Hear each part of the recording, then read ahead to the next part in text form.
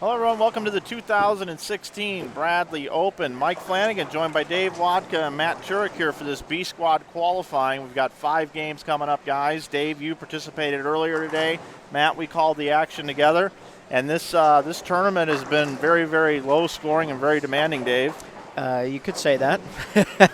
I just actually looked at the scores from the first squad and didn't realize I was like 7th at 14 over. So, yeah, they're just really tight. I mean, the ball never shapes. It never motions down the lane. It's got to be online from the get-go or it's got no chance. Matt and I were talking about it. It's 46 feet in length and 44 milliliters of oil out on the lanes. 44 milliliters. That's a lot. Yeah, it's almost, the ball looks at about 40 feet. It looks like it's going to try to hook, and then it just goes backwards.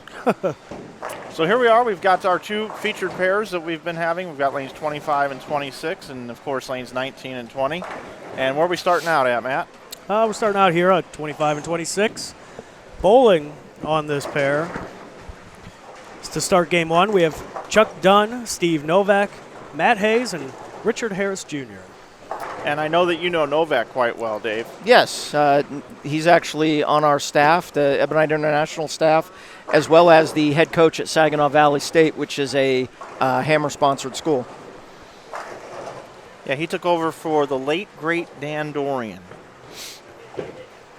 Always enjoyed collegiate bowling and running into Dan and hanging out with the Saginaw Valley guys. A lot of big names have come out of Saginaw Valley State. Brian Wallachek, one of those guys who actually bowled earlier today and has made it into the top 62 for tonight, along with 62 from this squad. Then after this, we'll have a 3-game $100 last chance dash to try to get in. They'll take 8 from that as well here at this 2016 version of the Bradley Open. And we've been talking about it all weekend. Since 1979, this tournament has been in existence, and it wouldn't be possible to pay the $10,000 top prize award tomorrow afternoon without the help from New Center Consulting. If you're looking to upgrade your bowling center, maybe some scoring, you want to make some improvements, where do they go, Matt? They're going to want to shoot on down to upgrademyscoring.com. Upgrademyscoring.com, all one word. And they've done a great job. We had a chance to sit in earlier with Collins Bowling Center President Daniel Collins, third-generation owner here at Collins Bowling Center. They have 2 centers here in the area, and they recommend New Center Consulting. And then, of course, our other sponsor right there on the screen for you, Hammer Bowling. And nobody knows Hammer Bowling better than Dave Wodka, sales manager for this area. And Hammer's got some great products right now, Dave. Yeah, we certainly do. We got, the Bad Intentions Hybrid, which has been out for a while, and that one's been really good for us. Plus the Arson High Flare Solid, which has actually gone down the lane a lot today. A lot of people throwing that ball. Yeah, both Tom Doherty and Steve Novak both using the ball early on. I did use it a little bit myself. Did you? Yeah, early on, first game or so. So great sponsors. We've got associate sponsors we'll go over at the end of game number 1 as well that make this tournament happen. I gotta hand it to Jason Uchwal and his entire crew here. He's also the general manager, not only the tournament director, but many people don't know he is the general manager here at Collins Bowl. Yeah, he's a great guy. It was nice to be able to secure the sponsorship of the tournament with him this year, and it's been an exciting weekend so far. Yeah, it's been cool. We had a couple of sweepers last night, and again, to go over the format for today, we had 5 games this morning. The top 62 are in. It took minus 134 to make it in on this demanding lane condition, to say the least. U.S. Open-esque, but longer, it seems like. And then we've got this squad here where we'll have 5 games for you, and then we will have the 3-game last chance squad to get in. And then tonight, it's 132 bowlers, and Dave, what happens tonight when there's 132 bowlers in here about 6 o'clock, 6:30 or so? We're going to bowl 5 more games, all 132 people. Pins are dropped. So our scores that we bowled this morning are dropped before tonight.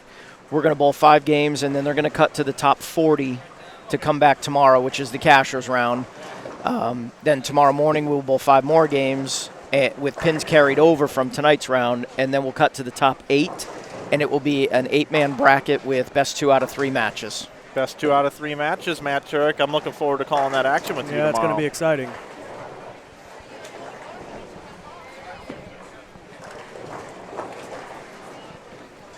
Big news from Hammer also this week. Tom Doherty, Shannon Plahowski, and Mike Wolf all have signed with Hammer as of January 1st, and Doherty and Wolf happen to be in this field. Yeah, that was it was neat to see Wolf actually coming back on board with us. He was with us previously. And nice to see Tom Doherty also coming on board. And Shannon Plahowski, who just had a great week out at Team USA trials, being picked for Team USA again. So 3 really good additions for us there. Yeah, and obviously Inside Bowling has a great relationship with Ebonite International. We came on board back in April and have really enjoyed the time spent thus far. And one other really cool stat about it just speaks volumes for the products that's going out right now. I wanted to share with you, which is Team USA currently right now when it comes to EVI on regular Team USA. EVI as a company has Tommy Jones, Rob Gotshall, Stephanie Johnson, Aaron McCarthy, Brittany Hamilton, Shannon Plahowski, Kayla Johnson, Missy Parkin, Brianna Cote now? Yep. Formerly Caldwell, Josie Ernest, and Cameron Doyle. I mean, that's a long list. It's pretty well represented on Team USA. And then over on the junior team, Cameron Doyle, of course, Matt Russo, Kenny Ryan, Brandon Biondo, and Andrew Anderson.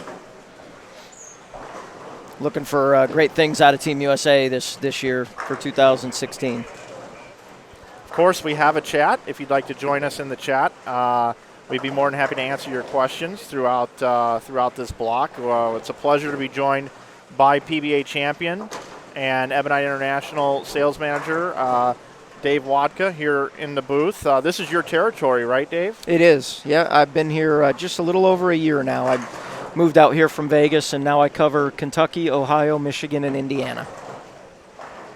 Well, congratulations on the move. I'm sure you were moved for a reason because they wanted you to be in this part of the country with your relationship and networking skills. And I remember back, Matt, Turek, you weren't there with us, but I didn't know Dave very well, but we worked together at the Proprietors Cup the very first year, the telecast when... yes, we did. It was Brandon Novak, Jason Couch, and Shannon. Shannon, and I don't remember who the fourth one was. Yeah, it was just that three-person match was what was so incredible. Yeah. That was really wild. But I know from day one, Dave, you've always supported the live streaming, and I've heard you on Extra Frame a lot, and I know you like to get in the booth, so Matt and I are just really happy to have you in here with us. Well, I appreciate you asking me in, and I do enjoy it. It's fun. It's something different, something a little different from the norm of the everyday sales job, and then the actual throwing a bowling ball down the lane, which today was a lot more work than usual. You'll be able to see off on the right-hand side of your screen. We have a observation in the chat. Kevin Decker saying Mitch Beasley's pretty good, and you see him right there creeping into your screen. Yep, Mitch is a gamer. He's definitely a gamer. Little footwork problem there, but the Brooklyn. Yeah, for 5 in a row. So I know all 5 of those are not crossovers. That is correct. Looks like he's crossing with Matt Gasson, who we had in the booth a little bit last night. Matt's been a great addition for us too. Yeah, I heard he started that. Yep, actually on as an employee now. He moved down to Clarksville, Tennessee, and he works in the office now. Cool, good for Matt. He handles all of our tech questions for the 4 brands that come in. Yeah, I think he mentioned that anytime that you call the customer service or email to the 4 brands, it's going to him. I told him I was going to call about 2 o'clock in the morning. Just because, and complain about the finger holes in my bowling ball not working right or something crazy. Pretend I'm an old lady. One of the things in this tournament is bowlers are using a lot of surface. And earlier today, I took a video of Steve Novak. I'm sorry, we got 2 Novaks in the field. Brandon Novak won last year. Steve Novak putting some serious surface on his Arson High Flare Solid. And yeah, you can go see that on a Hammer Instagram channel right now. I used 1,000 grit on a Paradox this morning, and I think I will be actually hitting it with 500 for the night squad. I could have used just a little bit more, I think.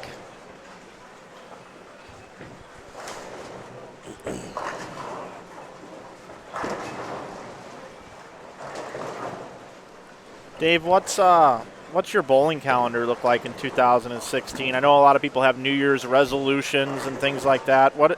How much bowling is Dave Wodka going to do in 2016? I'll do as much as my job allows me to do. Coming up at the end of this month, and then the first 3 weeks of February, we have the PBA Tournament of Champions in Oklahoma, then the USBC Masters in Indianapolis, and the PBA Players Championship in Columbus. And those are 3 consecutive weeks, the first 3 weeks of February.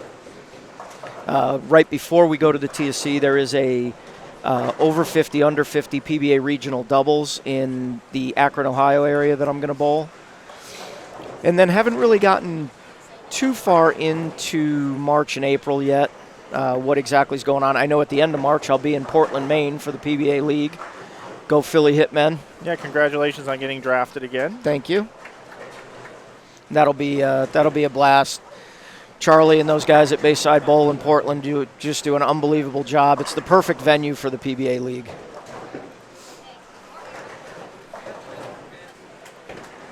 We're going to shoot on over to our other committed pair, 19 and 20.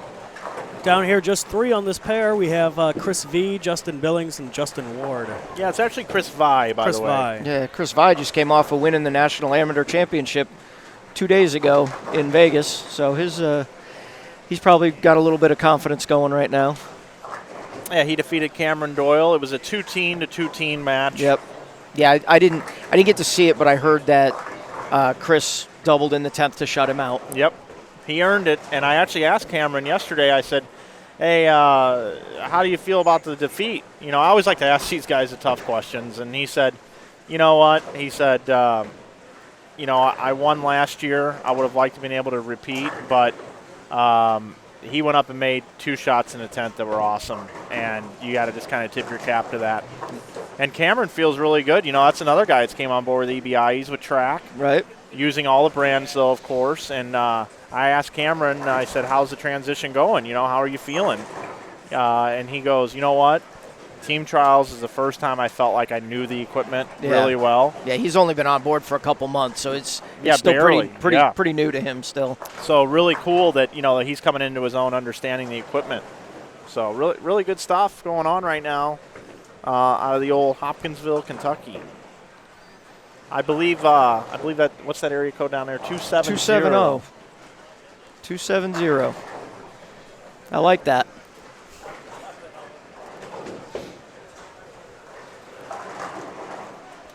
Matt and I made the 5.5-hour drive in yesterday. Stopped at a gourmet restaurant on the way down and then made the rest of the way in. It was a nice little drive. I understand there's snow coming this direction from the Midwest. Yeah, so. It's actually snowing back home in St. Louis. About 4 inches it's supposed to get to today. I left the chains in Utah. I was thinking maybe I wouldn't need them. The chains.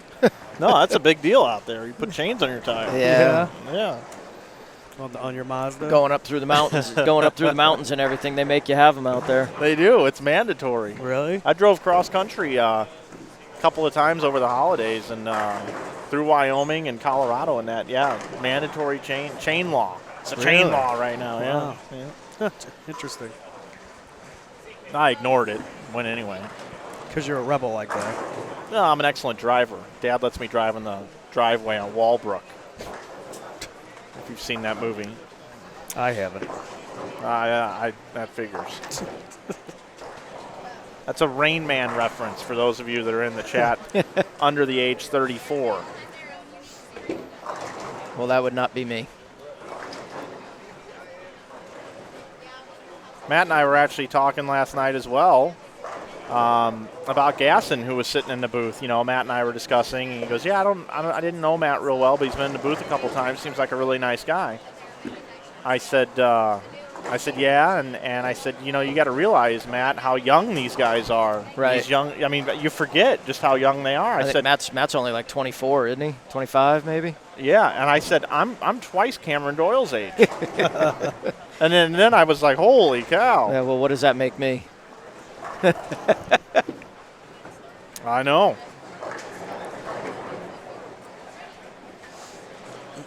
scores look to be a little bit higher on They this squad. do. Just, they really do. But that's kind of to be expected. There was no re-oil, so this is a burn squad. Opening up a little bit. Yeah, there's a little bit more hook on the lane. I actually think in this tournament it's an advantage to bowl A squad, if you ask me, because you get to actually bowl on what we're going to bowl on tonight. Like what they're bowling on right now, we're never going to see again for the whole tournament. Right.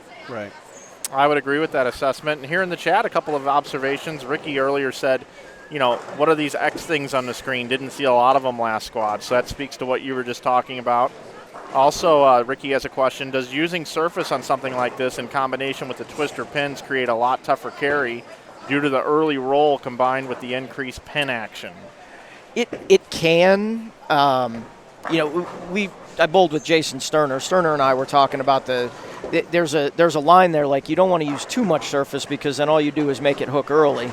But you have to have some surface on your ball. Otherwise, it just never picks up a roll because of the sheer amount of volume on the lane.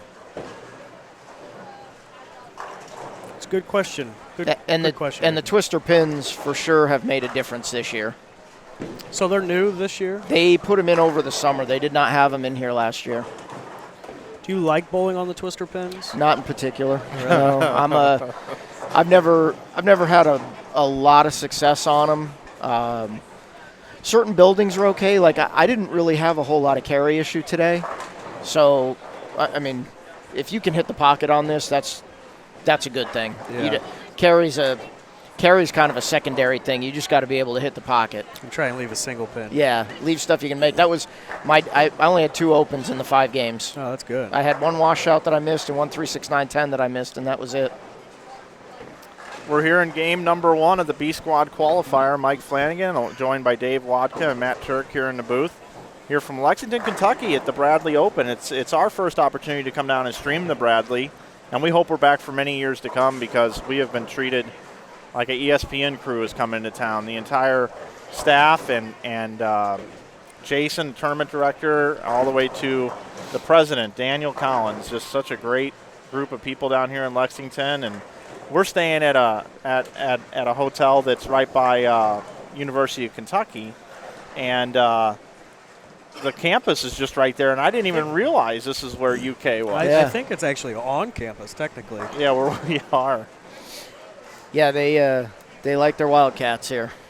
Matt actually was struck up a conversation downstairs in the lobby last night with the person that checked us in, and a lot of smart people here. They're going to be a curator for History Museum is the goal. Yeah, that's what she's doing. Wow.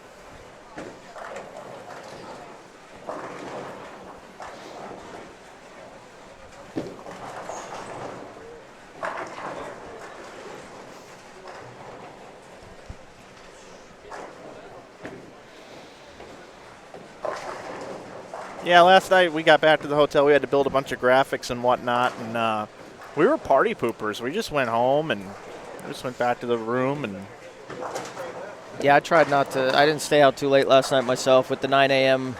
squad this morning.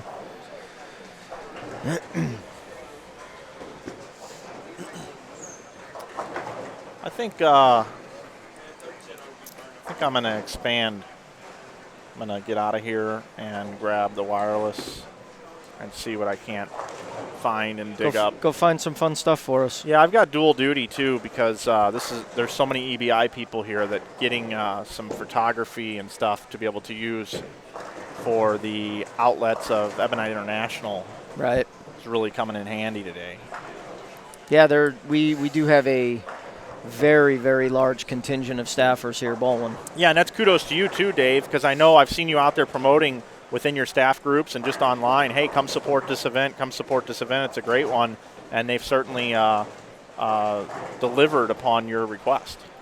Is this? I just noticed this. There's a gentleman down on 17 and 18.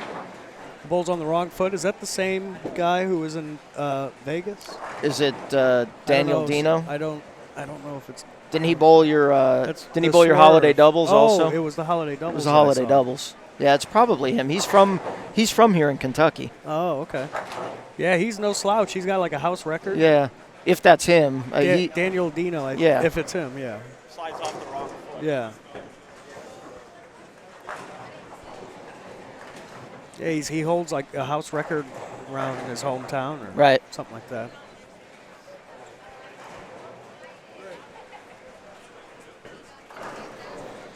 Just happened to catch Tom Doherty throw a shot out of the corner of my eye down there. Still throwing the Arson high flare solid. Looked really good. Going to shoot 215, 216 this game. We're going to get a chance to see Tom. I thought I wrote his name down here. Yeah, game 2. He'll be right out front here on next game. Okay. And there is a gentleman by the name of Michael Wolf on lanes 23 and 24 that's going to bowl a 204 game. That is booking him for the 3-pin spare here. I think you're pretty safe on giving him that one.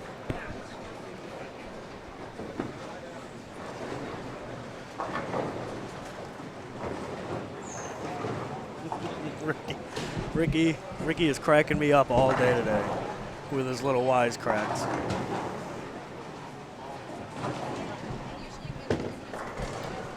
What's he got now? Something about you hitting a deadwood with twisters. Well, there's that. There's also this.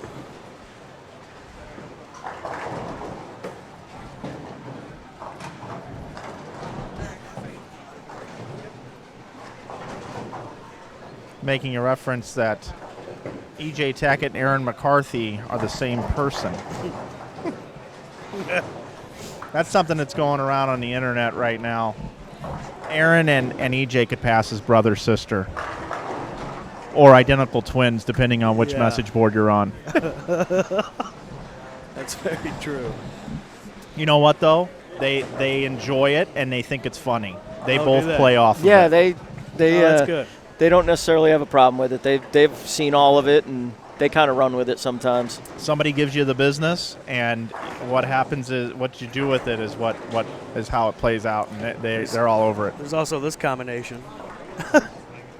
The Napoleon Dynamite that looks like Taylor Swift. Erin's actually got a really good game going this game. She's got, I think, she's got an open in there. She can shoot 230, I believe. Yeah. She did miss a single pin. We got a good look of it right here. Oop, wrong camera. There's a look at Erin. Nice job by our roving cameraman, Mike Flanagan. Yeah, he's pretty good at it.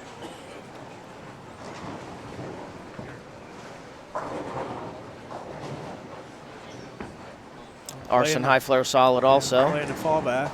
10 pin. Flat 10. I think that puts her in the 220s for the game. Yep, 227 with the spare. Shoot back over to 25 and 6. Where these bowlers are in the 9th frame.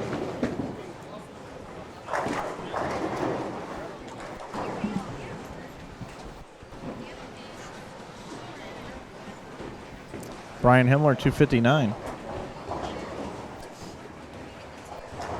That's a pretty good start. Brian Himmler had 300 in this tournament last year. Yeah, and isn't he the only one? I think it's the only one they've ever had. I heard that. I think that's what I heard, is that it's the only 300 that they've ever had here. Well, in the last 10 years, we know that. Okay. We know in the last 10 years, it's the only one. Yeah, it was pretty impressive. I actually bowled right next to him. Hey, I want to show you guys something that just happened by mistake. Go ahead and bring it up onto my camera. Check this out. Tell me that's not like something you would see on ESPN. That's very cool. Oh, you can get off of it now. Oh, now I can.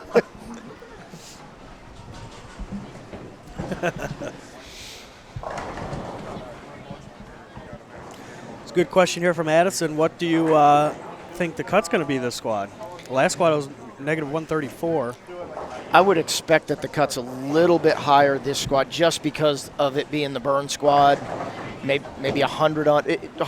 I mean, I could guess 100 under. It's really hard to say. They're not even done with one game yet. Last year, it was lower than. It was 112 for B squad last year. And this squad is actually quite considerably stronger than the first squad, also, talent-wise. Dave, did you just kind of sort of put yourself down? Yeah. Is that a problem? Dave bowled A squad, everyone.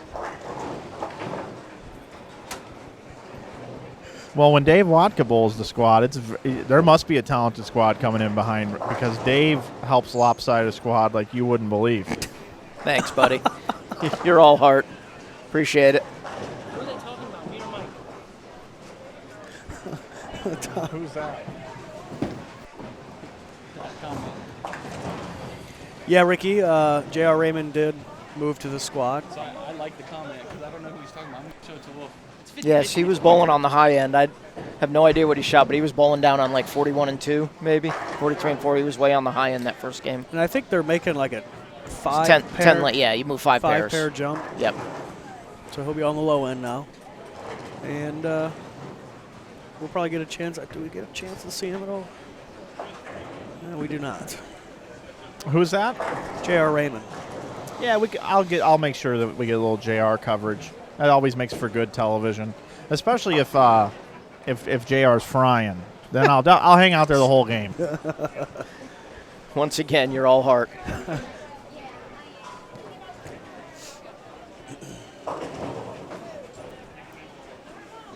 So here on 25-6, game one is winding down. Looks like that's Chuck Dunn with the 193 on the A.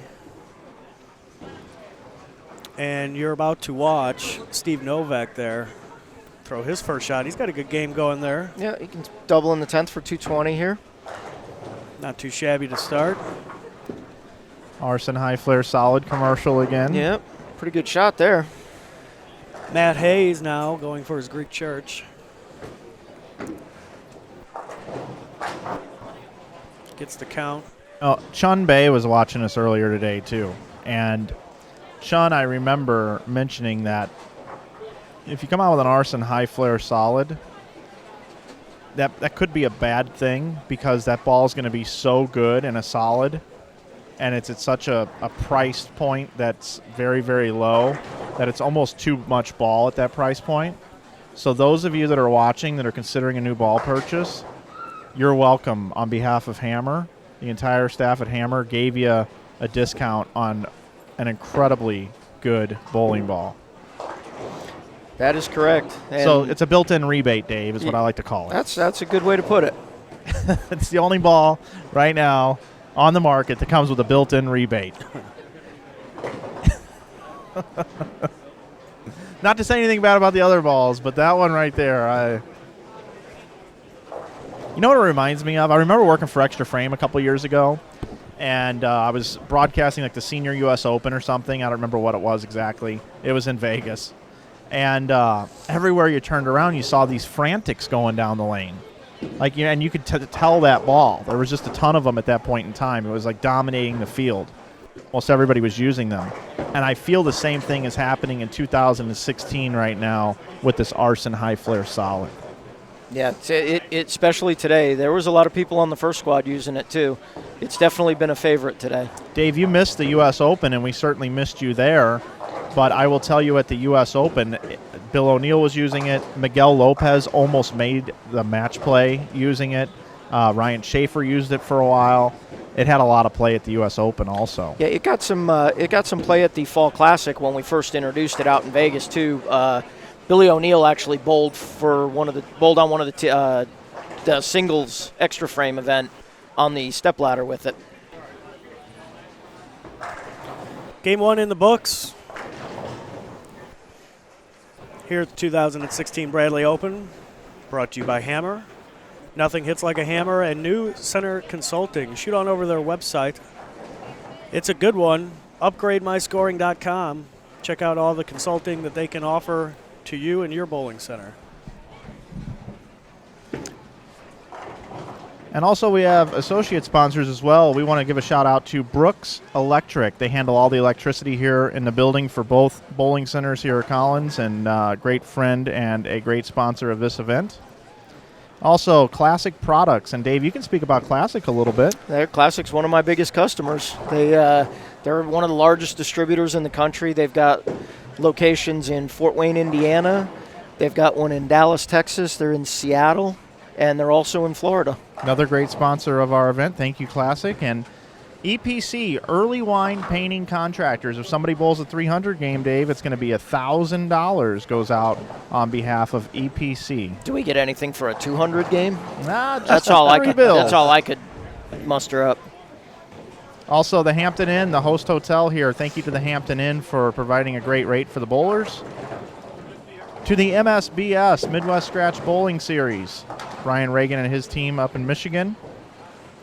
And last but not least, United American Supply. They are the paper products supplier here in Lexington for many different businesses, including the Collins Bowling Center. Thank you. Starting game 2, here's our look at Tom Daugherty. And once again, like Mike said, looks like Arson High Flare Solid commercial again. Built-in rebate. And look, you don't even have to hit the pocket right, and you can See still that? strike with it. How about that? Looks like he was a little shocked that his ball actually hooked. Well, earlier, let's go back to earlier, guys. You weren't in here, Dave, at the time, but Jeff Fair was on this pair. And he leaked one a little wide on 26 and it recovered. I said, you got that one a little wide. He goes 26 out, hooking 25 by 5 boards. Yeah. Your ball recovering. Boy, that's a novel concept. I didn't see that at all today.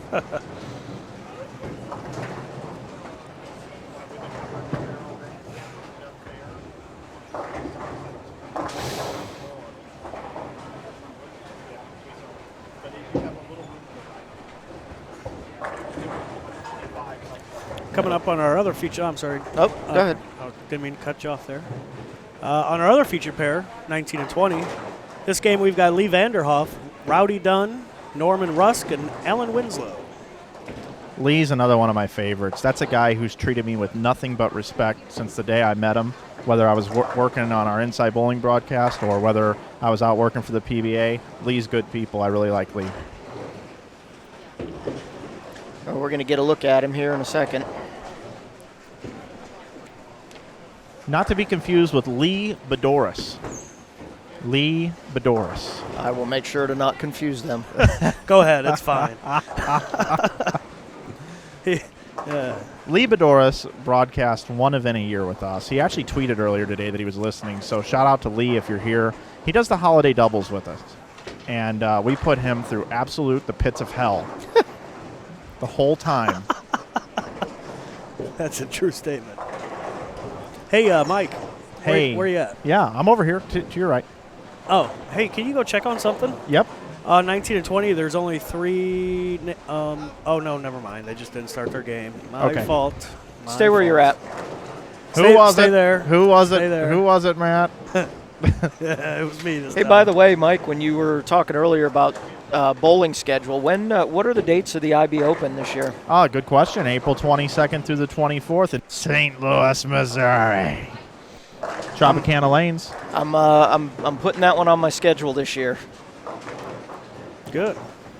That'd be a good time. Barring any conflicts with work or anything, I'm putting that one on the schedule. I'm gonna leak something that isn't true yet, and it may not come to fruition. So nobody can hold me to this.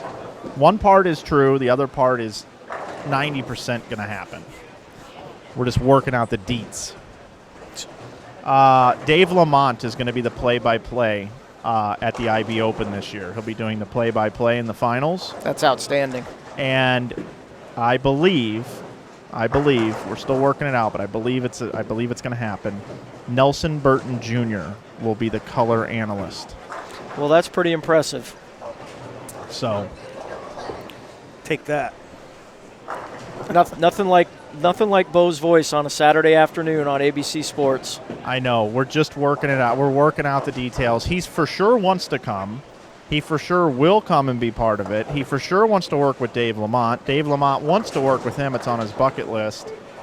We're just ironing out Bo's accommodations, how long he's going to stay, what he's going to do for us, and his rate is what we're working on.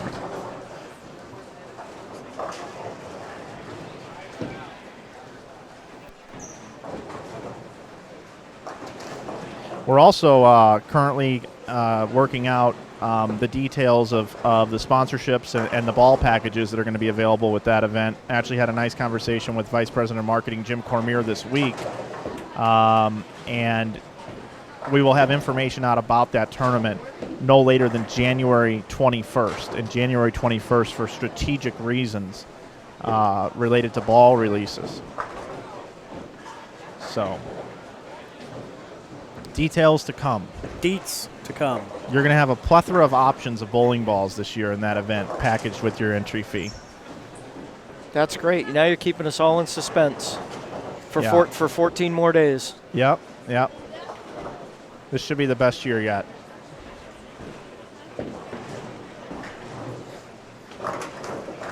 There's old Tom.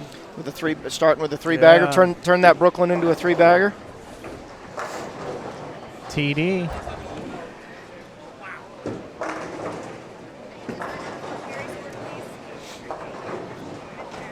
He's off camera, but we've got our defending champion on the shooting that 2-pin on lane 24 is actually our defending champion, Brandon Novak. I actually have a name for him that I've been using for a few years. I call him the modern-day Mark Williams. It's close.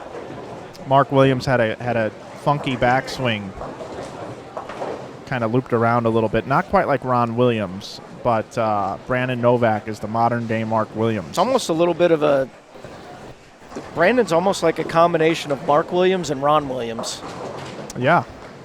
The basketball players? I'll send you the YouTube links, Matt. No, Matt, not the basketball players. Joking. It's an inside thing with Mike. A side thing, I don't even know what he's talking about. Yeah, I know you don't. You didn't. You must not have picked up on it. No, I never do.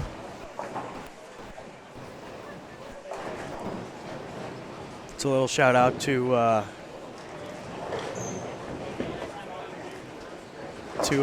broadcaster back home.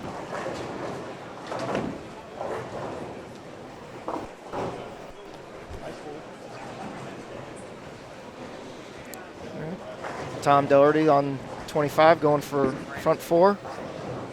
You like that one? Oh, Ooh, solid wow. 9. Tom Doherty and Jerry Anderson have one thing in common. But they both love bowling amateur bowling events or running amateur bowling events in shorts. Jerry Anderson just wears shorts all the time. I had a bad spot down here, I think. Yeah, you were breaking up a little bit. Are you on a cell phone now instead of on the Yeah. microphone? He had to have him call in. It's a CB, Dave. A CB. Awesome. That's a little before your time, isn't it? No, I used to get myself in trouble with one of those. Why am I not shocked at that either?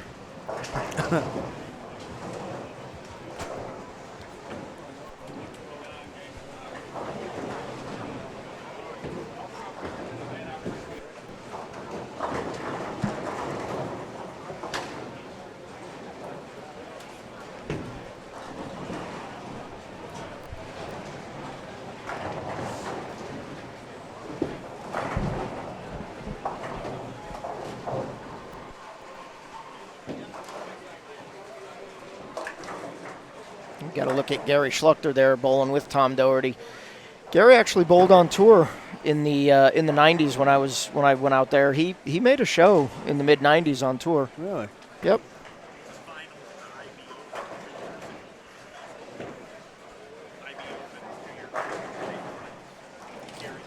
Yeah, Gary made the finals of the Ivy Open 2 years ago also. Oh.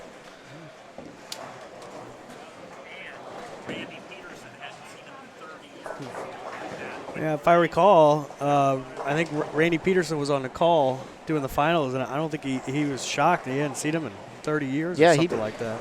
He bowled on tour from, I'm going to take a guess and say about 93 or 4 through about 97, 98, and then I didn't see him again until about 3 or 4 years ago. It's good to have him back out there. Tom Doherty trying to make up after that 9-pin.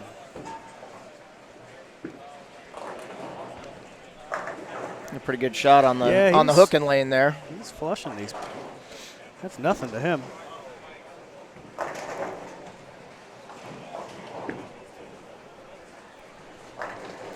Mike, we just passed the 200 viewer mark. 200 viewers. Thanks for tuning in. Matt Turek, Mike Flanagan, Dave Wodka, bringing you the action here at the 2016 Bradley Open. This is Game 2. Game 2 of 5 here. This is B Squad qualifying. 200 viewers. Everybody must have woke up.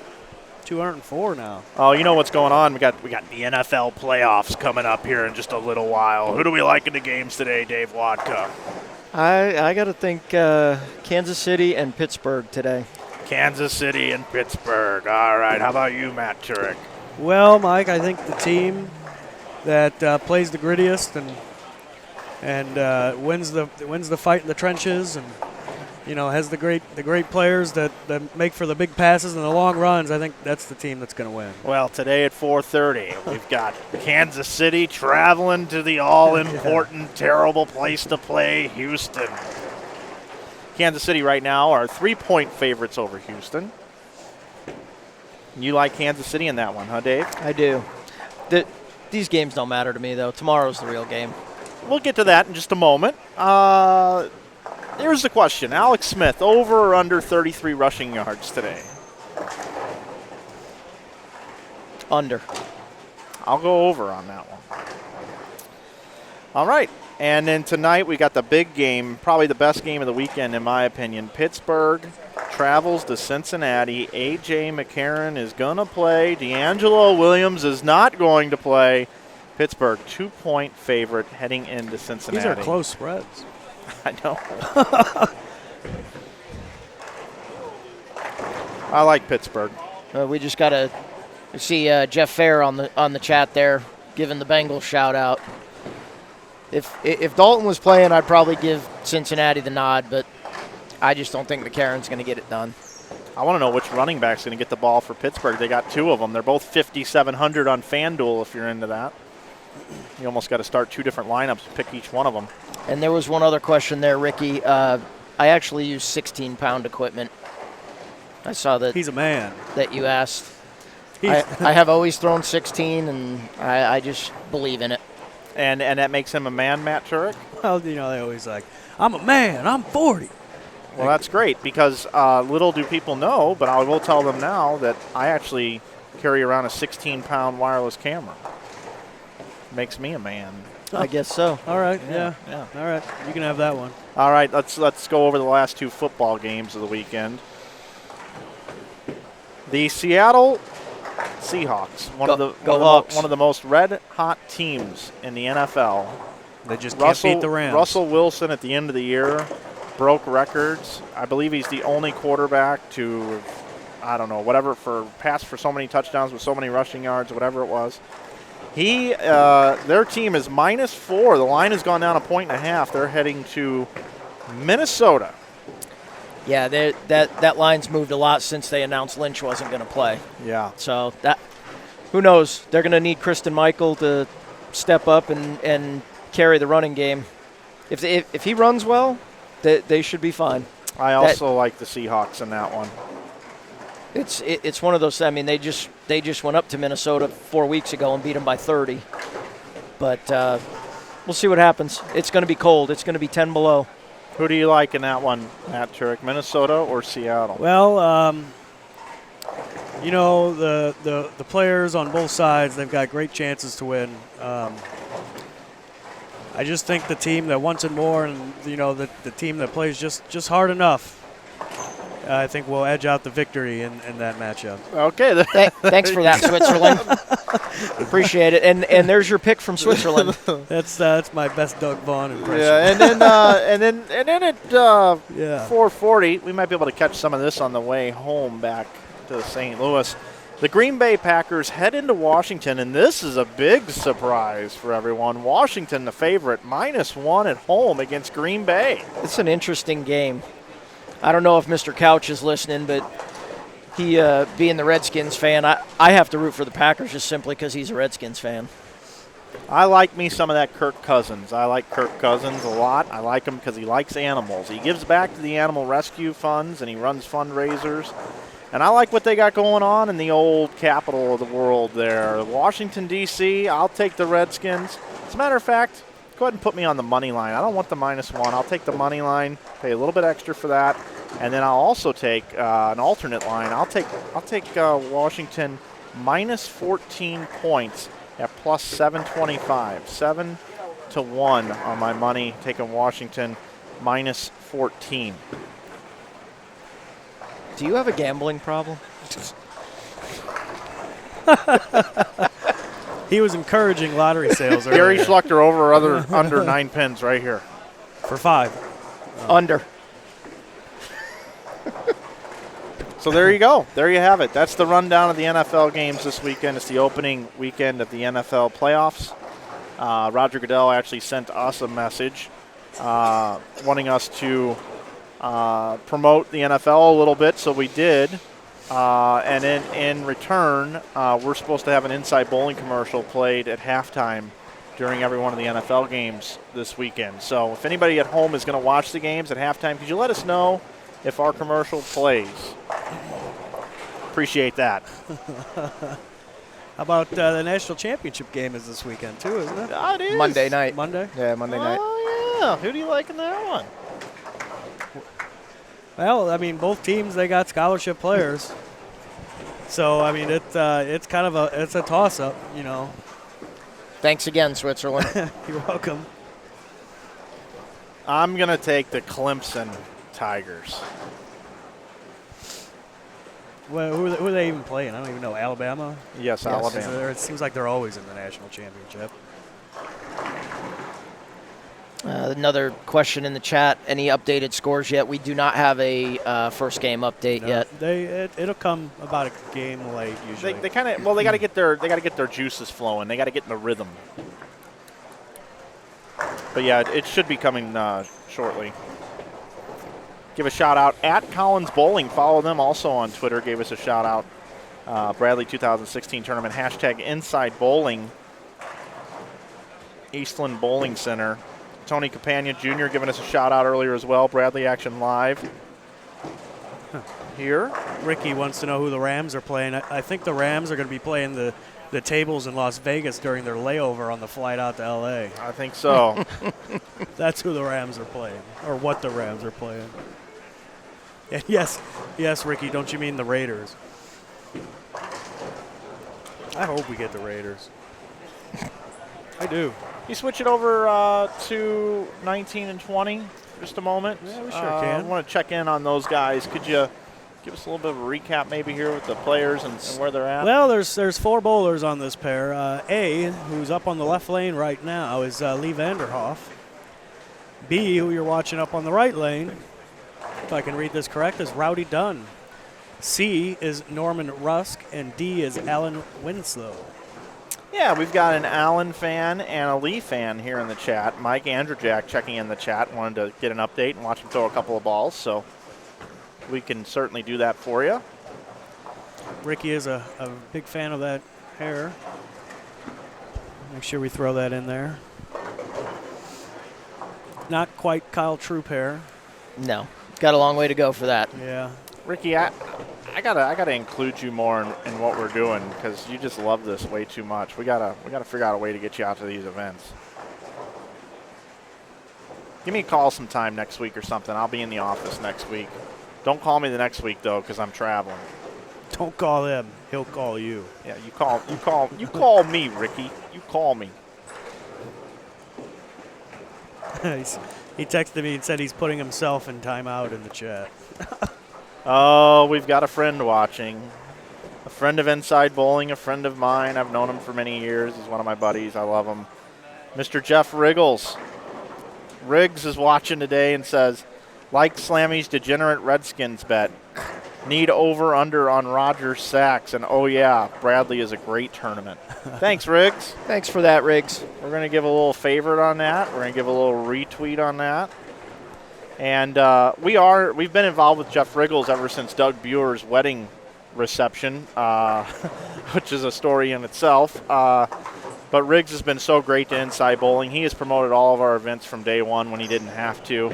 Brian Burkhardt is the webmaster for the 11thframe.com. He switched over to Buy the Blog, and he's been able to go out to events and cover them. He's going to be in Maine this year to cover that event. I did hear. He did tell me when we were out at the World Series that he was going to go to Maine this year. And Susie Fever's watching as well. Good luck on her FanDuel and DraftKings this week. And love you guys to death, and thanks for watching today, Riggs. And if you don't have an opportunity to do so yet, you should go subscribe to Jeff Riggle's 11th Frame blog.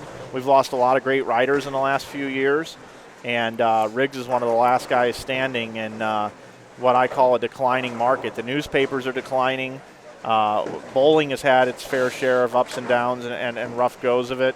And when you've got a guy like Riggs who does both, he's insane to spend the amount of time that he does working for the paper and writing about bowling. And without him, embracing technology too, doing it all online. Absolutely, bowling wouldn't be where it is without Riggs. It would be further behind. And Riggs, thanks so much for your contributions and everything that you do. You know how I feel about you, buddy.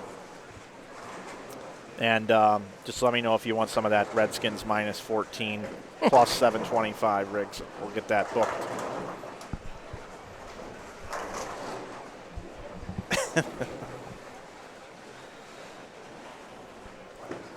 I will say everybo's been so good to us and so nice to us. It's awesome. St. Louis can't support an NFL team. I just get out of town. I'm just gonna Ricky, pot him down. Get him out of there. I don't want to get into that debate.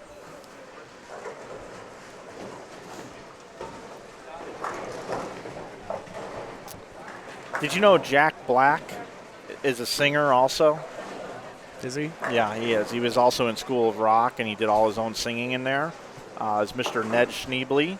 Well, there's a song called Lee that he has. It goes Lee, la, lee, la, lee, la, lee, la, lee, lee, lee, la, lee, la, lee, lee. Well, that's Lee Vanderholt. Okay. He's got done bowling. Uh-huh. Wow, what did I get myself into today? Yeah. It's warming up. You having fun yet? Always. Always having fun. Dave Wodka, Mike Flanagan, and Matt Turek here with you. Game number, what game are we in, Matt? This is, oh my goodness gracious. What is the truck doing? It's game number 2. That's what happens when I'm roaming around. Tom Doherty finished up game 2 with a 227.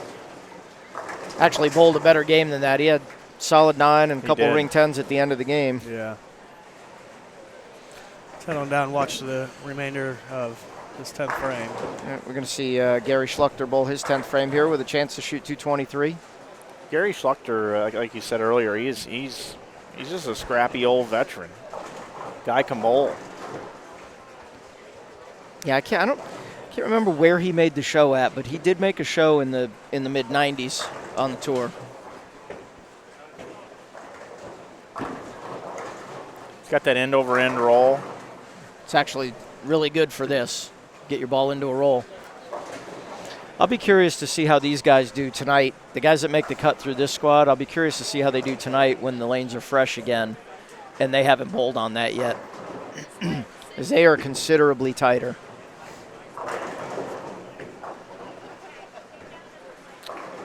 Available soon on DVD. Mike Flanagan sings songs you've never heard of. Well, I appreciate you at least wanting the video of it, not just the audio clip. Thank you for the DVD. It's like one of those late night commercials, Bing Crosby's Christmas or something. That's actually an idea that I have that I think should be done, parodies of things like that. Could you imagine, like, let's just take Tom Doherty and Bill O'Neill, and they do kind of like a Whose Line Is It Anyway? Time Life Classics or Greatest Hits of the 80s, but you do it with like bowling, and you bring back like some of Randy Peterson. Remember Randy Peterson did like a music album? Are you kidding me? Yeah, he did. He did. Randy Peterson, bowling music album. Yeah, you're going to have to Google that one. I don't remember that one. Bowling music. Bowl me over. Randy Peterson and friends. Bowl me over. CDbaby.com. Bowl me over. I'm not kidding. Oh, man. Yeah, here it is. Bowl Me Over, Randy Peterson, right here on the cover. Here it is. Here it is. It's Randy Peterson with Michelle Grubb. Let the good times roll. Ricky, your question about is there a strategy in bowling the first squad instead of the second squad, and you're actually correct. I do believe that bowling the first squad gives you some practice on what the lanes are going to be like for the cut squad tonight. If bowling this burn squad, we're never going to see this again. Here's Rob Gotshall's 1 goal for the day.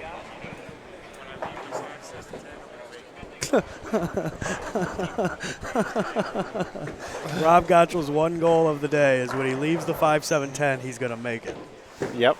Apparently his ball's not going through the pins right now. Apparently. If he's talking about that.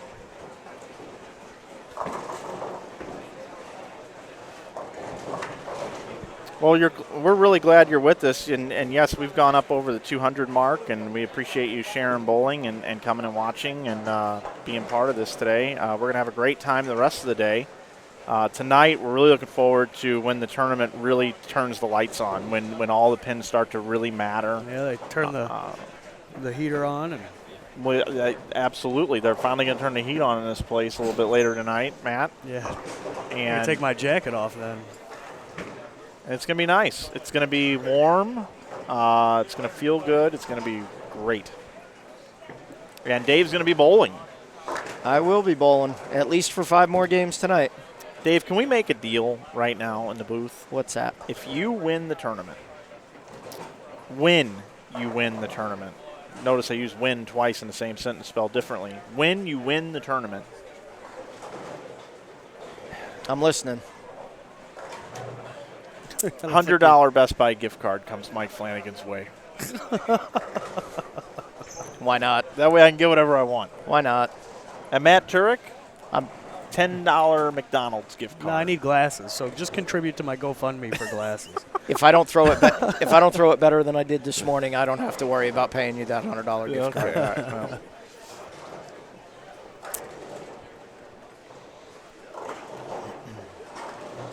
So game 3, we're going to get a look at another EBI staffer, Jimmy Cook, who just last weekend won the H2M Management Grudge Matches, sponsored by Hammer. Yeah, I think he bowled in his little Indianapolis. brother, didn't he, for the final? I think that's what he said. No, he bowled. I believe it was Trent Jarvis that he bowled for the final. Yeah, maybe he just maybe he had a couple too many beers last night when he was talking to me.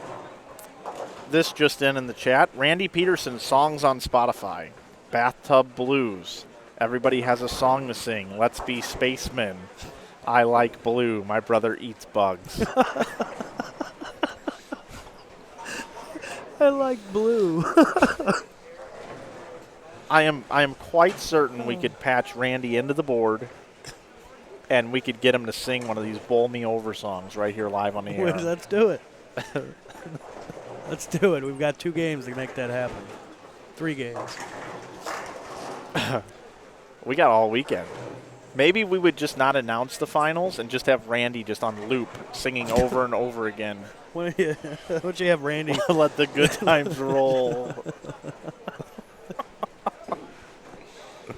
Oh, I'm starting to lose it up Oh, here. yep, me too. That's why. And the day's only half over. Yeah, that's the shocking part. Or actually, not even half over yet. Only got about 8.5 more hours to go. Is that all? Yeah. I don't want to talk about that. We do have fun in the booth on qualifying days, that is for sure. No, it makes for long days when there's 2 squads plus a re-entry squad, then a semi-cut. It's going to make for a long day.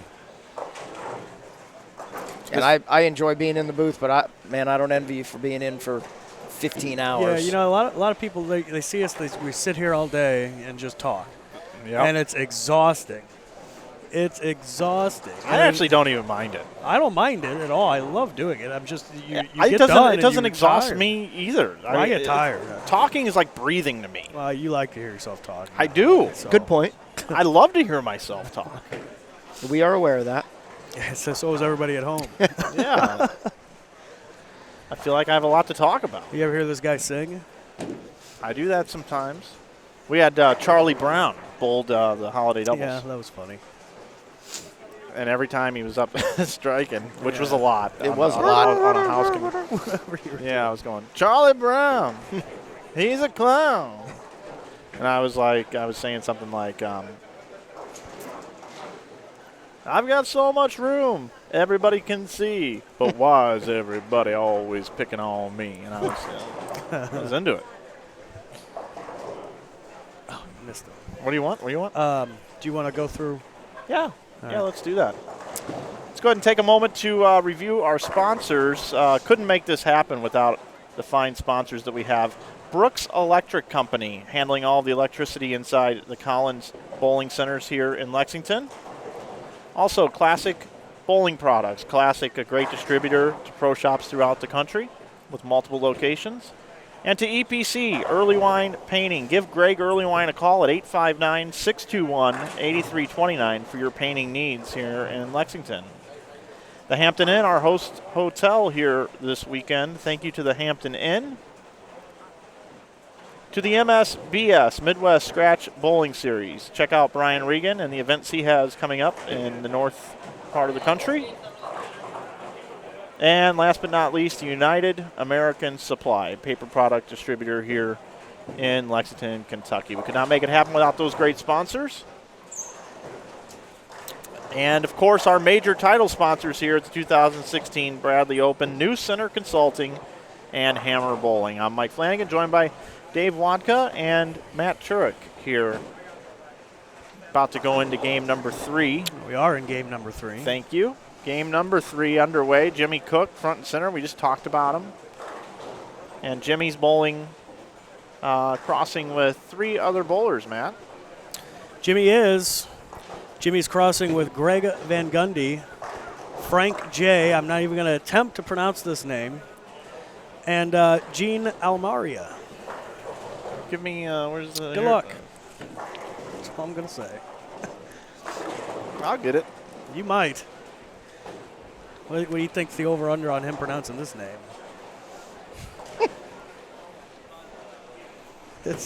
Yeah. Good luck. It ends in ski. Jagerzewski? Zensky. Yeah. I don't know. Jagerzewski, maybe? I skipped over him. Oh. Yeah. Jazerzewski. Okay. Frank Jazerzewski. Jazz Gar. You skipped over Gar. Jazzgarzewski. Jazzgarzewski. We could spend 20 minutes on this topic. But we won't. I think Mike's just going to go ask. I think he is too.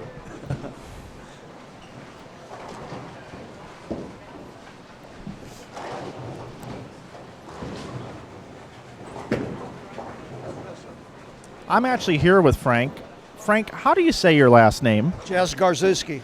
Wow, you were close. Jazzgarzewski. If you say it in Polish, it's Jaskrzewski, so Oh, is he Polish? just make it a little simpler. I'm Polish. Tell him you got some Polish up here. Thanks, Frank. We do have Polish in the booth. I'm Polish great. as well. Oh.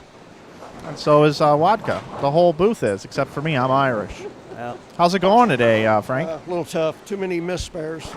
Well, you still got plenty of games to go. Get it going. Thank you. You ever seen a Polish landmine detector? No.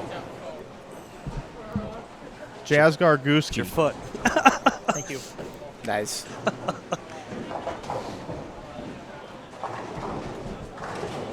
Who's the guy in the blue shirt?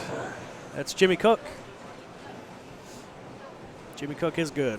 We do have standings after game number 1 in B squad. Brian Himmler bowled 259 to start the day. Mitch Beasley 245. Richard Harris Jr. 238. Zeke Bate fourth at plus 36. He bowled 236. Tommy Kyle bowled 231. Doug Aston 228. Aaron McCarthy 227, and so on. And it looks like 3, 6, 9, 12, 15, 18, 21, 24. About 30 people bowled over 200. If you want to see that, it's in your event information tabs down below. B Squad after 1. Do we know what the asterisks are next to some of these names on the list?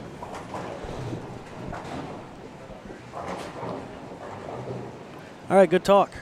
I'm just gonna guess. No, I don't know. The only one that's got asterisks there Aaron's is Aaron, got it. so maybe it's for And female. And Jean Jean Almaria. Yeah, so that must be for the females. Could okay, maybe they've denoted females and seniors and things. Yeah.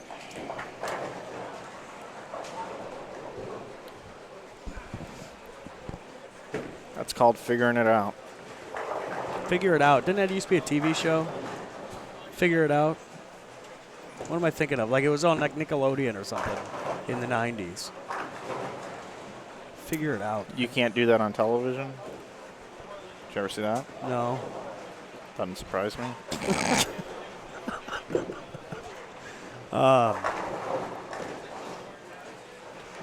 Speaking of TV, Dave, what's your favorite TV show to watch? Castle. Castle? Yep. Really? Yep. I like Castle. I like Law and Order, SVU, and Criminal Minds. I watch a little of the old Crims. Those are pretty much the only 3 shows that I watch. Who is the most attractive female that's ever been on Criminal Minds, Dave? JJ. I believe her real name's AJ Cook. AJ Hawk, I think. Isn't it? It's AJ Cook. Oh, yeah, that's what it is. You're right.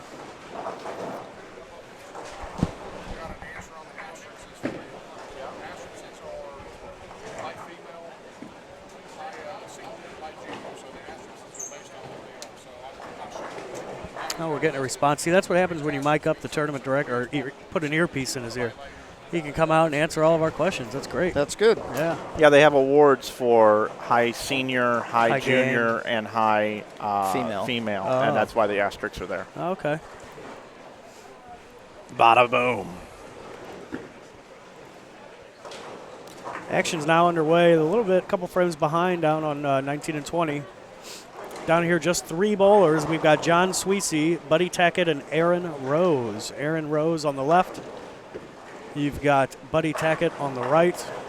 And letter A is John Sweesey.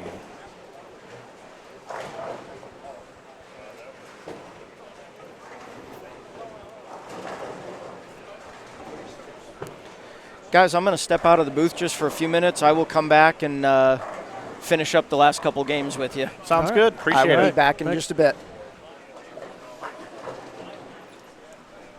There was David Wodka on assignment. Now you're stuck with just me and you, Mike. Yeah, we're going to be joined by the owner of New Center Consulting here in just a little bit. Oh, good.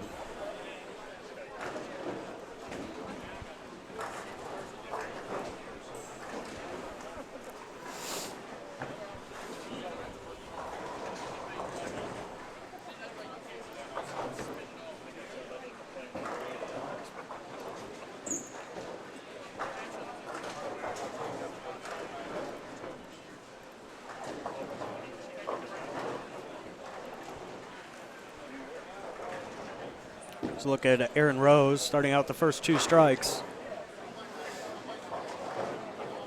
And I just black clouded him. That's not a surprise to me. So apparently, yeah, Figure It Out was a show on Nickelodeon, Mike. Oh, nice. I knew it sounded really familiar.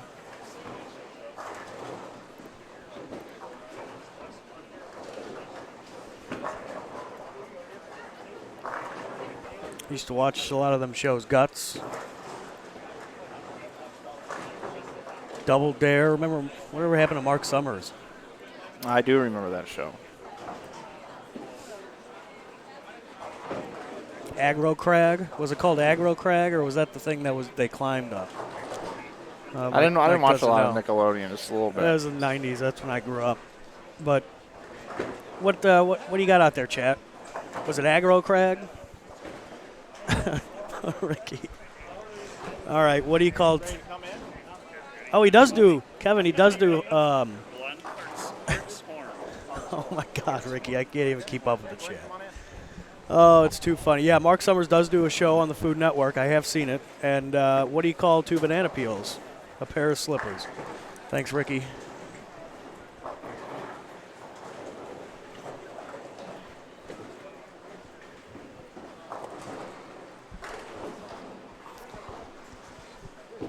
You're watching continuous coverage 2016 Bradley Open, brought to you by New Center Consulting and Hammer Bowling Products. Game number 3, and we are now joined by Glenn Hartshorn from New Center Consulting. Welcome to the booth. Thank you. This is my second year sponsoring this tournament, and it's a really good tournament. I get a lot of questions as to why I sponsor this one, and probably the main reason is it's a very competitive tournament. Obviously being a scratch tournament, and I'm doing everything I can in my power to try to reignite the bowling industry to get more competitive events and actions going on and get people back into tournaments and back into bowling competitively, and walking away from this party atmosphere, open play stuff, because I think bowling is built on competitive bowling. Well, God bless you, Glenn. God bless you. We echo those thoughts here. Definitely echo those thoughts here at Inside Bowling. And we were told that you're a plethora of knowledge, and you got a lot of good ideas and stuff going on, and we think the same way. So we're looking forward to spending a little bit of time with you here. New Center Consulting. We've been talking about it all day today and a little bit yesterday. About the things that you've done, and we had a chance to talk with president of Collins Bowling Centers, Danny Collins, earlier, and he had a lot of great things to say about the work you've done here to help him. What is New Center Consulting, and what can you do for people that may be listening that own a bowling center or that were thinking about buying a bowling center? Well, basically, we do pretty much everything bowling related. We tried to delve into the entertainment business for a little while, and then came back to understanding that bowling lanes, once the inventory is there, once those lanes are in place, there's no better profit than putting people on them to bowl. There's nothing else you can do that will replace the profitability you can make from a full house. Absolutely. So we pretty much try to look at the individual center, look at their needs, look at what they really need to continue on the path that they've chosen for their center, and try to help them do that. And we do it in ways where they don't have to get a huge loan to go out and, like scoring, for example. We have www.touchscore.com is our website for our scoring. And it's piecemeal. You can literally do like they did here at Collins Bowl Eastland, where they just replaced the monitors only and put up flat screens to make it easier to see the scores. Sure. If your scoring's working and your overhead monitors are going to crap, then this is a great upgrade. And bowlers don't really care much more than to see their score. They don't need bunny rabbits chasing people around on the screen and stuff like that. Sure, or a monster truck running over cars for a 4-bagger. Yeah, so it's like competitive bowling again is just looking for their score up there, and more even the kids are, because they're never looking up at the scores; they're always looking down at their cell phones. Yeah. Everybody's got their head down and looking in their laps. So when you take the the approach that what's the need, if the need is, new cameras, if the need's new pedestals, if the need's, new overheads, we try to break it down as much as possible to just spend the money where it needs to be spent. And we try to do it in a fashion where it could even be done in groups, like 8 lanes at a time, and keep the old scoring and the new scoring running together on one management system. And our management system is CDE software compliant. We're the only manufacturer that I know of that actually gave our code to CDE and allowed them to develop the league software and the bowling tournament software around our program. And rather than having our own program that interfaces, their program is our league program. So scores are live. They come back immediately.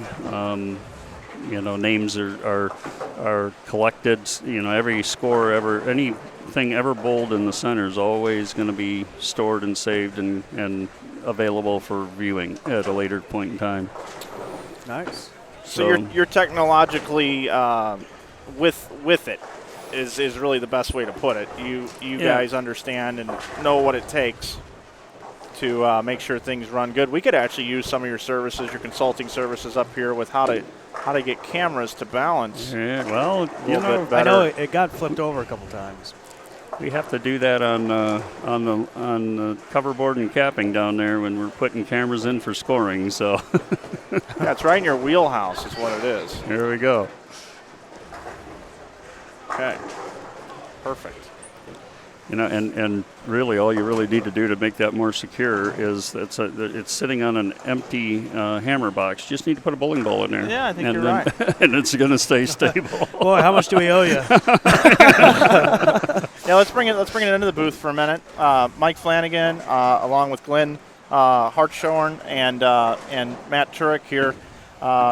Glenn, are you the CEO of New Center Consulting? I'm the owner, CEO, president. Yep. I know how that goes. Yep. Those are his self-proclaimed titles. That's right. You got it. Absolutely. Right. It's so cool having it on your business card. You throw that right in there.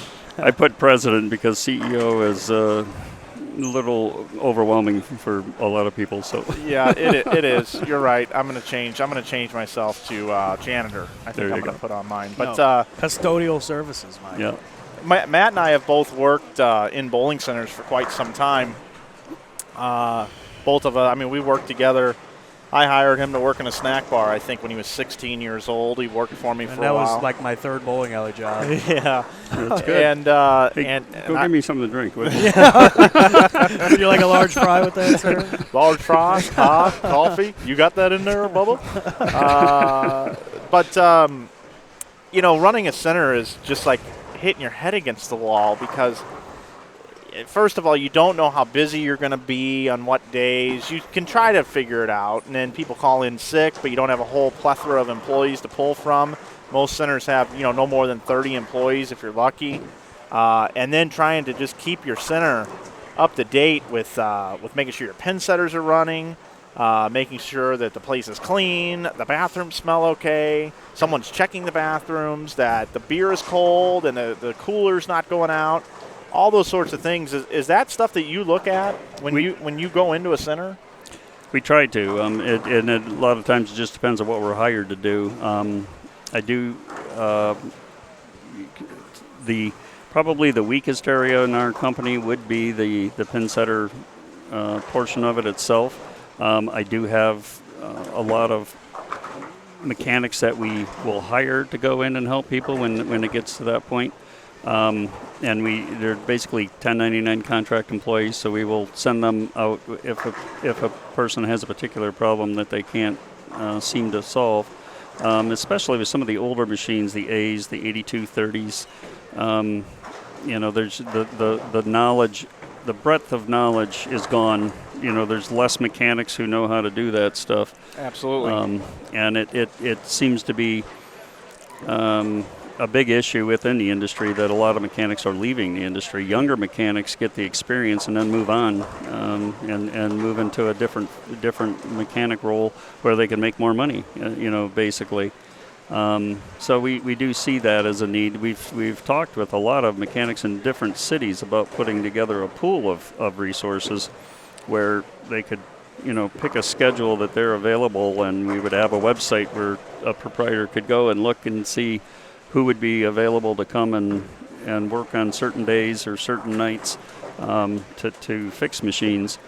And they generally competition gets in the way. I don't like that guy. He's taking my business. He's going to go in and see my customer, and I'll never get him back. That kind of thing. So they, and then proprietors will try to undersell that as well. And try to get the guy to, hey, look, I'll just pay you more money to come to work for me, and then I can fire this guy, that kind of thing. Yeah. So the cooperation in that part of the business just isn't strong, and I haven't. That's one area that I have to say I've got a weakness in where I haven't really looked at it. I am getting better at it though, because we do tear out centers and sell used parts. Okay. Again, if you can get a used part that's in good shape for half the price of a new part, that saves the center money. Definitely. And that's, we've been stockpiling parts for a couple of years now. I've got a couple of proprietors in Michigan that have given me space within their facilities to do that. They pull from that inventory, and then people in the area do. And one of the nice things for me is I've got a distributor who sells parts right down the street from one of those locations. So the mechanic can come in, look the parts over. If he can't find a good replacement for it, he can just go down the street and buy a new one. So he can get out in one trip and come back and get the machine running before leagues start that night. And it's I've been told by several people that it's made a difference in the marketplace and in the area. So, I'd like to duplicate that in other cities, not just at home in the Detroit market, but try to get it to go in other cities. And, always willing to listen to anyone who's got an idea or a thought. And if I can't get involved in actually making that part of my business, I can help them develop their business. And Sure. I've done that a lot, especially with lane machines and lane guys. It's another area I'm weak in. I just turn that over to the experts. Let Kegel deal with it. Cause Well, you're right about Kegel being the experts. We work with Kegel in our events that we do, and they bring out lane machines and things like that at the IB Open we do in St. Louis. We've been running for 5 years, and I cannot say enough great things about Chris Chartrand. Yes. And the entire crew over there. The Davis family, obviously, Mark as well, has come out and been part of our event. And Gus Falgene and Doug Dukes and the rest of the folks over there. We certainly appreciate all that they do. And they're a company that I like to work with a lot because they are on the cutting edge of competition. I mean, they're the ones who are putting out the competitive shots. They're the ones who create the competition in the first place with the shots that they run. And so we work, I try to work with them as much as possible and meet with them whenever they're available. Now, I heard we had Polish in the booth. Did Polish? We do. I'm Polish. Oh, you're Polish. I'm Dave Wodka is Polish. He stepped out for a little while. I was going to say, anytime you have a hard time with a Polish name, the secret is to just say it slow. Hey, guys, Yeah. we got a special presentation here. Last year's champion, Brandon Novak, bowled 300 just the last game down here on 37 really? and 38, and he gets $1,000. Wow. $1,000, Courtesy courtesy How of about that? our sponsor. So congratulations to Brandon. All Hey, right. I'm here with him. Hey, Brandon, 300, man. Nice job. Thank you. It was a great pair. I had tug room, miss room. I mean, it was a really good pair. What did you use to do that? Columbia 300 raw urge with 500 on it. 500 grit Columbia 300 raw urge. Congratulations, Brandon.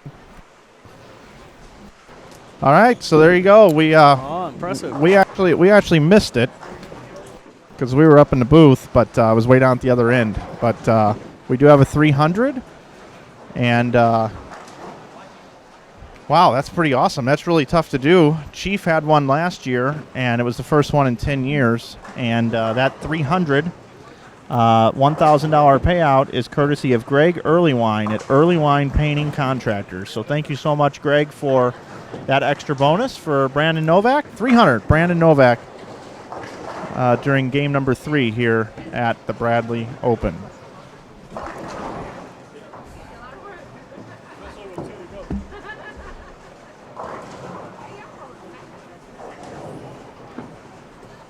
It makes it even more impressive that we're in the third game on the second round when he shot that. So that, Yeah, after 8 games of being, 7 total being kind of bold on that.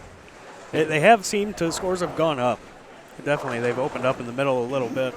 I know last year with cut numbers, last year A squad was minus 132, B squad was minus 112, and A squad this year was minus 134. And we're anticipating it to be around 100 under. Yeah, it was earlier standing just to the right of the booth here, and I watched the 238 and the 245 game bowled, and I thought to myself, this looks like they're doing a little better this year than they were doing last year. But I know that the center has been, talking about trying to open up that play a little more for the lower average bowlers. It is a scratch tournament, but there's still a tier of bowlers there. Yeah, And, everybody wants to have a chance. Right. And again, that's part of the competition. You gotta feel like you got a chance to win a competition if you're going to enter a competition. So it's tricky. Yeah, it's a balancing act. There we go. Balancing act. We're talking with Glenn Hartshorn here in the booth, and we have standings after game number 2. Mitch Beasley sits at plus 58, Tom Doherty plus 42, Zeke Bate plus 41, tied with Chris Vi. J.R. Raymond plus 36 through 2. Real quick, Zeke Bate shot 122 this game. 122 game number 3, so he's going to go backwards. But keep in mind, you just want to be in the top 62 from this squad. So followed by J.R. Raymond, Dean Reynolds, Jimmy Cook, Vern Peterson, Brian Himmler. So that takes you through that. And New Center Consulting is what we're talking about right now, a great co-title sponsor here of this event. And Glenn is committed to spreading the word about great scratch bowling and trying to bring bowling back to the competitive edge that it had many, many years ago. And Glenn, is there anything else that you wanted to cover or talk about that you can do, or how can people get in touch with you to find you? Well, probably the best way, you can call me on my cell phone. It's 248-318-3020. I have a couple of different 800 numbers. I've got lots of landline numbers, but they all forward to my cell phone. So I used to put in my ads, call here and talk directly to the owner because, everybody there's not too else. many places that are like that. No. Not at all. Yeah, these and you days. one thing that does bother me a lot with this industry is the length of time it takes people to get back quotes and information about pricing. And, it's not like this isn't if all you do is sell bowling equipment, you sell it every day. So, get that information in their hands right away. So yeah. we will do our best to get things turned around within at least 24 hours. And the other option would be visit a couple of our websites. We've got the newcenterconsulting.com, which I think you guys have covered earlier, and then www.touchscore.com for the management system and the scoring upgrades that are available. I'm actually a big fan of your upgrademyscoring.com, the New Center Consulting website. Yep. This thing right on the top blew me away when I checked this out yesterday. There's an article on here, and it's titled "How to Build a Bowling Alley." Yep. And it's quite literally, a list of 15 steps, and it outlines everything you're going to need to get a bowling alley up and running, including prices, estimated prices per lane, how much room and building size you're going to need. It's parking great. spaces. Yeah, you do not see anything like this. No, and it's like the world's best kept secret, how to build a bowling alley. I don't understand that. They're built all the time. Yeah. There's only a handful of companies that do it. Get the information into people's hands early. Let them know what they're up against, and don't let them qualify themselves if they can afford it or not, rather than trying to weed out the wannabes from the actuals. Yeah. I've had great success with mechanics who have decided after years that they want to retire, but they want to stay in bowling, so they want to buy a place. They don't have the money, but they can get partners, they can get family, they can get loans. I mean, there's just a lot of ways to receive financing, and with this kind of information, they got enough of an idea that they can get started looking for those funds and those answers. Yeah, definitely educated. The more educated they are when they go in to get their partners, the easier it will be for them to achieve their goals, and this website really helps that along. Yep. Actually, I think I may have actually written that when I was getting my master's, my MBA at college. Oh, yeah? Yeah. Oh, wow. So that's awesome. I put my offices right across the street from Walsh Business College in Michigan, and went there for my master's degree, and used a lot of combined work and school at the same time, and put a lot of stuff together that way. Yeah. Well, Glenn, I think what you're doing is fantastic. I think that it's great to see you involved with wanting to grow the sport of bowling. We wish you nothing but the best. And if you're around tomorrow or later on today and you'd like to hop back in with us, we'd be more than happy to have you come in for a little while. We'll continue promoting your brand, sir, for your great sponsorship here. And as we go throughout the country and we run into people and bump into people out on the road and we find anyone that may need some of your services, we will be sure to send them right over to you because we really feel the passion behind what you're doing. You're doing it for the right reasons, and we wish you nothing but the best. Yeah, I appreciate that. And at some point, I didn't know, I've been too busy to actually do anything new with my website, but I would love to get a forum going about competitive bowling, in somewhere where people can post their ideas and chat back and forth and put out ideas about maybe running different tournaments. I mean, I asked the question the other day, has anybody ever run a league where they put a 200 average bowler in one spot? You got 5 spots, go 200 average in one, 180 to 200 in the second. Oh, that's a good idea. Yeah, 160 to, and then you have to have people in a range of averages on your team in order to qualify. And that's a league or a tournament? I'm thinking league or tournament. Either one I think would be cool. There are I don't know what you would call that, average cap leagues. Cap leagues, yep. And that's I don't close. understand what would happen if your 180 to 200 average bowler then raises his average to 210. You would have to say at the start of the season, I would think. You would have to come up with some sort of a qualifier. Yeah. And then and then at the end of the season, of course, if that bowler had raised her average, now you have to make a decision which one you're going to keep. Yeah, that's true. There you go. That's how to do it. And it would be, to me, it seems like a nice social way if people signed up for a league like that and they would end up bowling with people they don't know. Yeah. And get to know more people. And maybe even at every 12 weeks, maybe you do move people around based on their averages, their new averages. Yeah. And then you get to meet even more people and develop, that kind of camaraderie. I want to, I hear the stories of the days when teams bowled together. They bowled in city tournament, they bowled in state tournament, and they went to nationals every year in and year out. And there are still a few doing it, but just not as many as used to. And I know we're all busy in our lives and everything, but it would be nice that camaraderie was there, that people would want to do that and enjoy doing that. I also think it would alienate the lower average bowlers less. Yes. That kind of happens now, where the lower average bowlers are either intimidated or sometimes put down or bullied by the higher average bowlers that they're not good enough to hang or be on our team or to hang out or bowl together, and that would help eliminate that. I think that would really make the lower average bowlers feel more part of confident the team. and feel.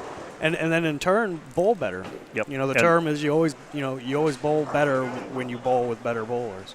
Yeah, that and somehow to me, when I started, I hadn't bowled in leagues when I was young. I did for a few years, and to me it seemed like my goal was to beat myself. I wanted to increase my average by bowling better this week than I bowled last week, and I think in a league like that, that's what it's all about. It's about beating your average, and if you can beat your average, you're going to help your team, and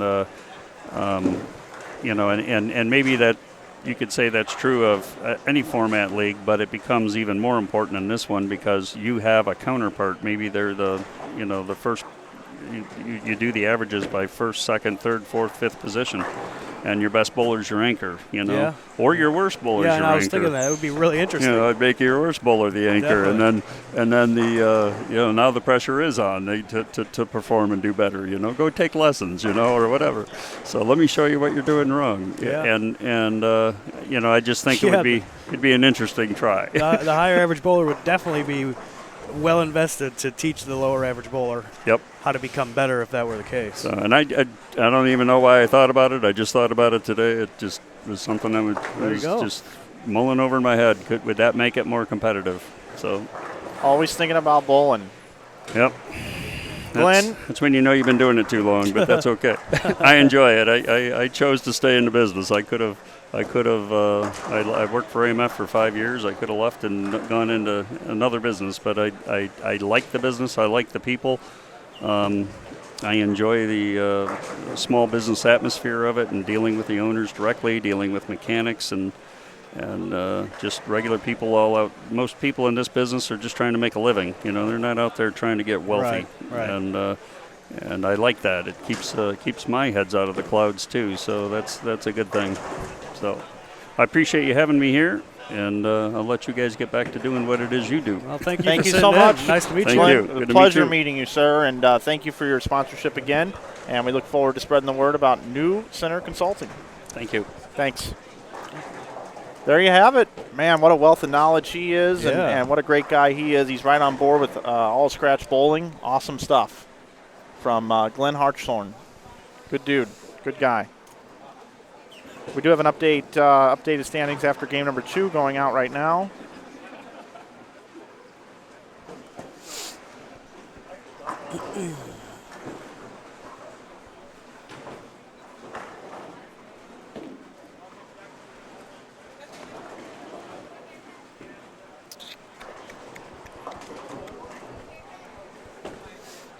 Getting caught up in the chat a little bit over there. Yeah, I'm just going back at what's been going on. There were some good jokes going on earlier.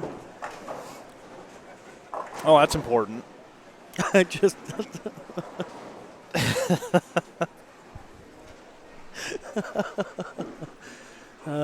boy, there's like no bowling going on. Well, these guys are started 20, again. 25 and 6. Yeah, it's like they stopped for a minute. Yeah, and 19 and 20 stopped too for a little bit, so I switched back over.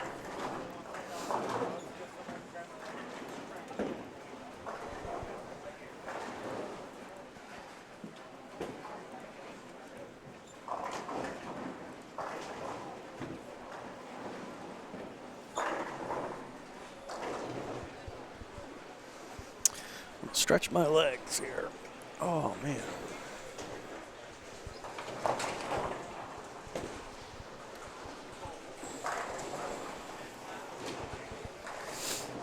Wodka was going to come back.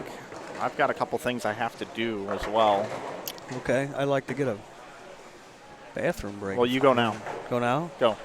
Right now? I got a lot to do. Oh.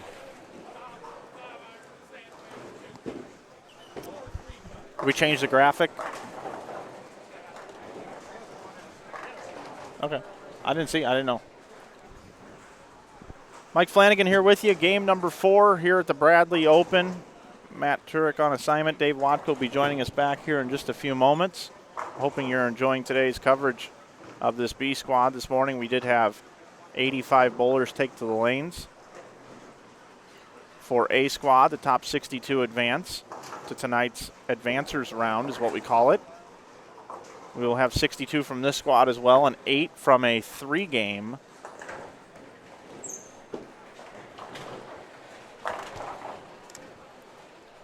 re-entry squad coming up here about 4 o'clock. Top 40 from tonight's scores pins will carry over to tomorrow morning, and they will then bowl 5 more games tomorrow morning, cutting down to the top 8 for an 8-person bracket.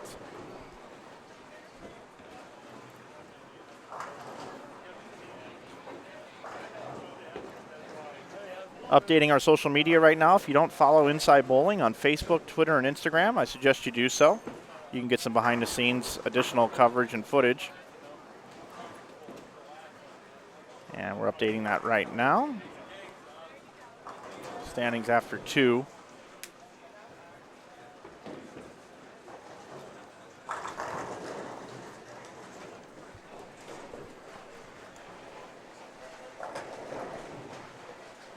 Watching lanes 19 and 20.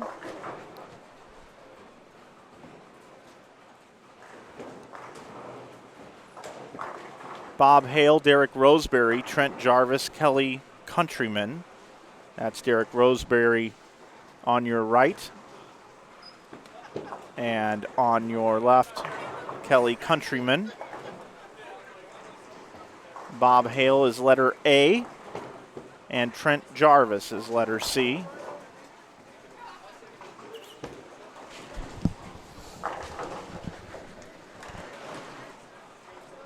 So here's a look at Trent Jarvis.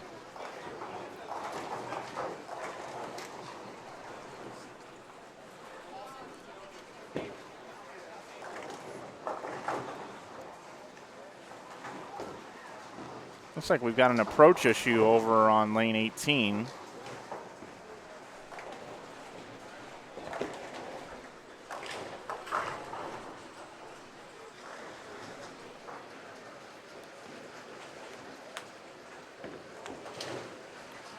Jerry Anderson checking in. He's been working with Glenn Hartshorn, who we had in the booth just a little while ago for a couple of years. It's pretty awesome.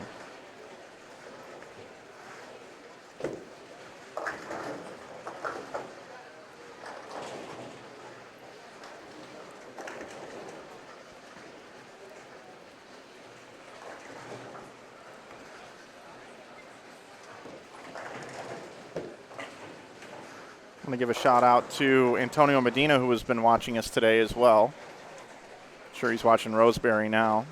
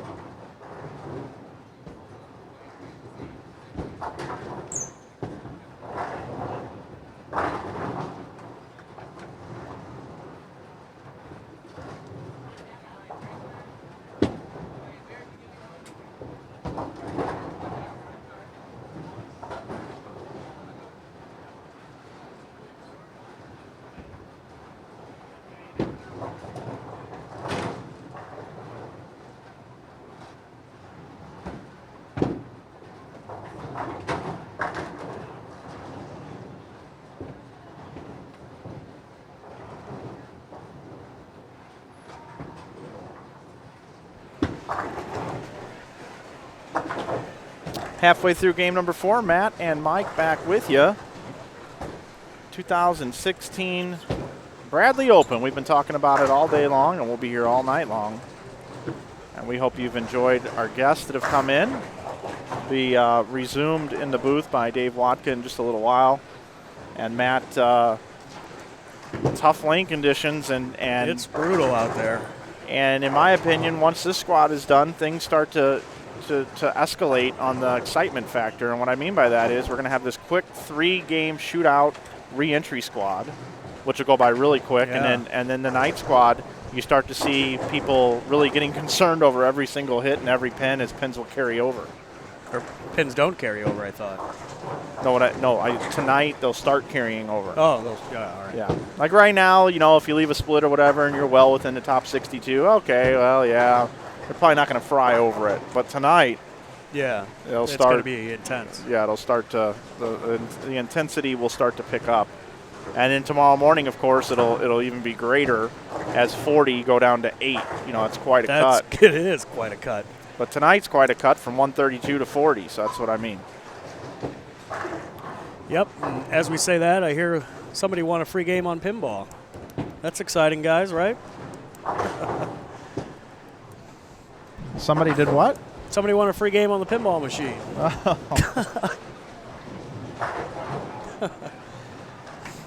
Well, we're watching 19 and 20 here. Yeah, Roseberry. Yeah, he bowled holiday doubles, won a couple years ago with his partner. Tony Lambert.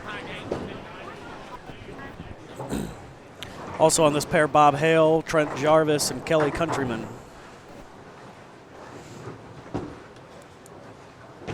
And one thing I've noticed, scores are definitely higher this block.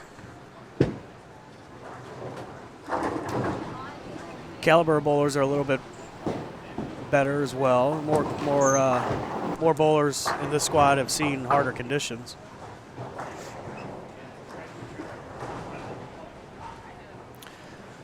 Bowling Fanatic, if you want to go to see the standings, you'll have to go to the insidebowling.tv is the easiest way to get there. .tv, and go down below the stream window, and there is a blue event information tab. And you click on that bad boy, you click on manual refresh, and you'll be able to see standings after game 2 for B squad, and you'll also see A squad standings as well. So go ahead and check that out. I recommend just having 2 tabs open on your browser, and participate in the chat on one and check the standings on another.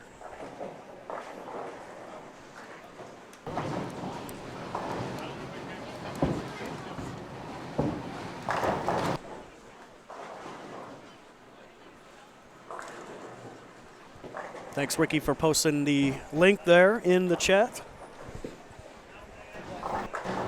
If you're on the InsideBowling.com page, there should be a banner, a red banner at the top of the screen that will link you to InsideBowling.tv.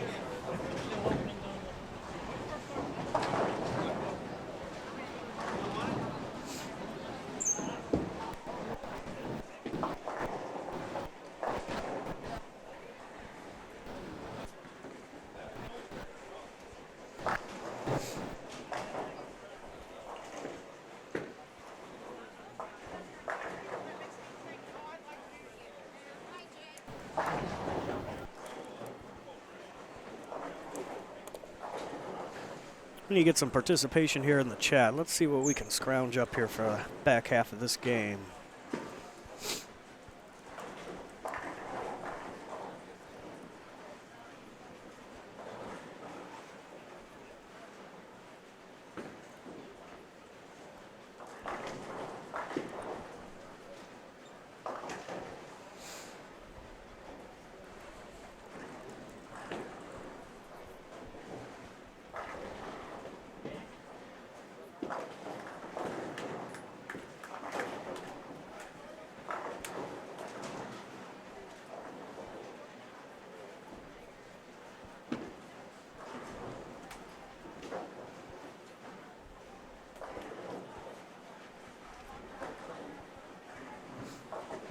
Let's see. I know we did this our last broadcast, but we'll start here with some easy ones, guys. Those of you in the chat, we want to know who had the highest average for an individual league season, male or female. You can answer either one, and go in the chat with your guesses. And you get a bonus if you can guess the number.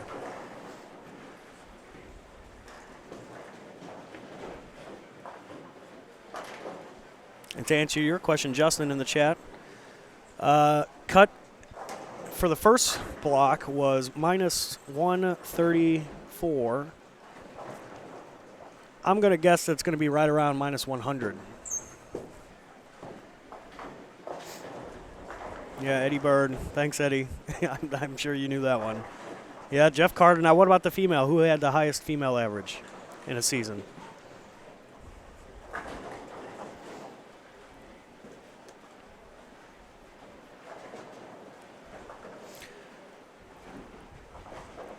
It was Jeff Carter.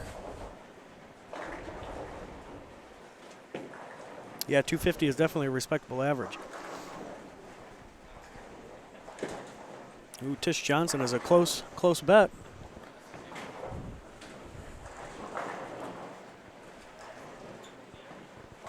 Ricky. We did say it last tournament.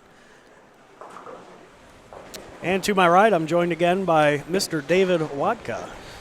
Glad to be back. Sorry about that. No, it's all right. Had to take a little hiatus there for a few. Yeah. Stretch your legs, walk around a little bit. Saw the didn't get to see it, but I heard Mr. Brandon Novak with 300. He did, yeah. That's awesome.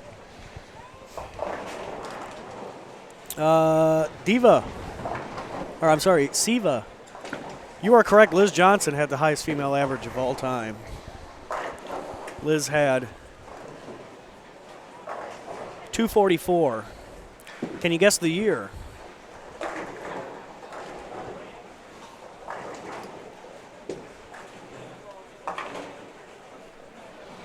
Who we got on the live stream right now? Looks like Derek Roseberry. Yeah, Roseberry's on. Bob Hale, Trent Jarvis, and Kelly Countryman are bowling on 19 and 20. All right. Trent Jarvis actually just finished second last weekend at the Hammer Grudge match to Jimmy Cook. Ah. Dave, you got a question here in the chat from Ricky. Do I have a strategy to break down the lane in practice now that I know how the fresh plays? Ricky, I don't know that there's so much oil on the lane. I'm not even sure that 10 minutes of practice is enough to break them down. I'm going to try a little bit more surface than what I tried this morning. I'm going to have another ball on it with more surface. Like I said earlier when I was on, I used 1,000 grit this morning, and it was okay. I certainly didn't bowl bad.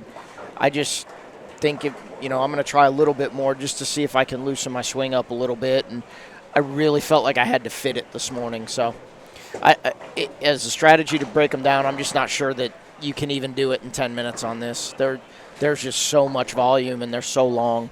Yeah.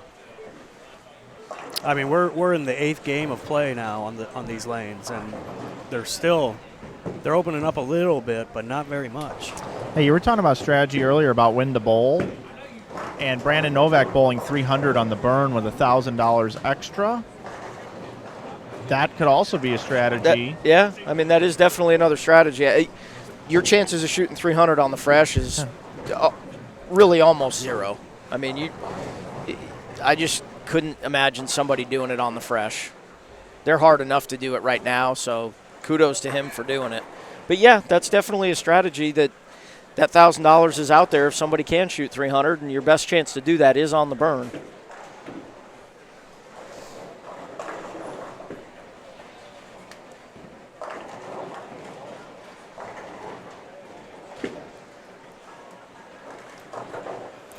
To answer the other question I posed, Liz Johnson had her high average during the 2004-2005 season.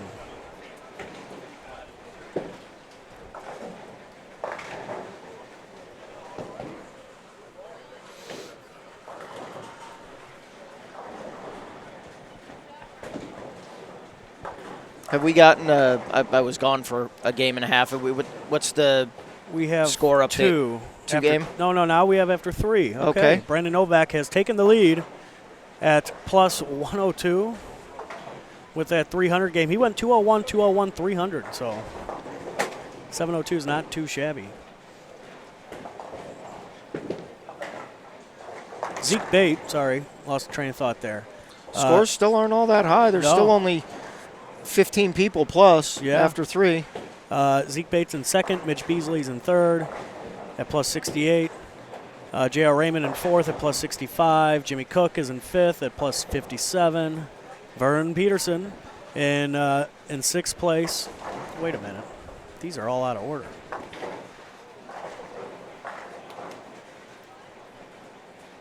No, the numbers are out of order. The numbers are out of order, but the scores are in order. The scores are correct. Okay. I don't know where Mike can get on that. I think he's kind of busy right now. But anyway, Vern Peterson at plus 56. Tom Daugherty at plus 46. Chris Villa, is it? Vi, sorry. Plus 38. Lee Vanderhoff is in there, plus 28.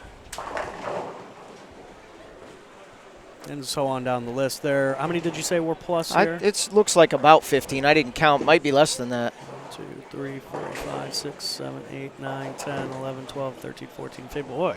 Good guess. You got it right on the money. 15 players plus. And there was only 12, 12, maybe? I believe. 12 or 13 on the first squad that ended up plus.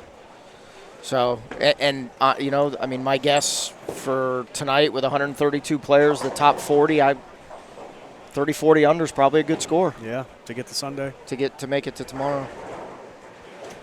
I think last year, if I'm not mistaken, it took about 50 under. Well, okay. 40 or 50 under last year, I think. And I wouldn't be surprised if the scores were lower this year, too. I think the lanes are actually a little bit harder this year.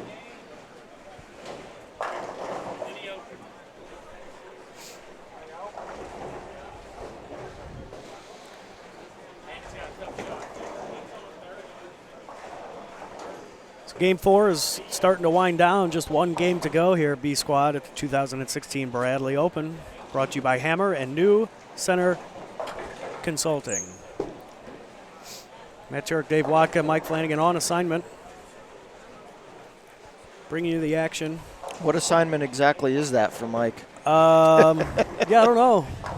You know, he's got so many things. He's got his hand in so many different things that, you know, he could be doing anything. We get a look at Trent Jarvis there on lane 20. And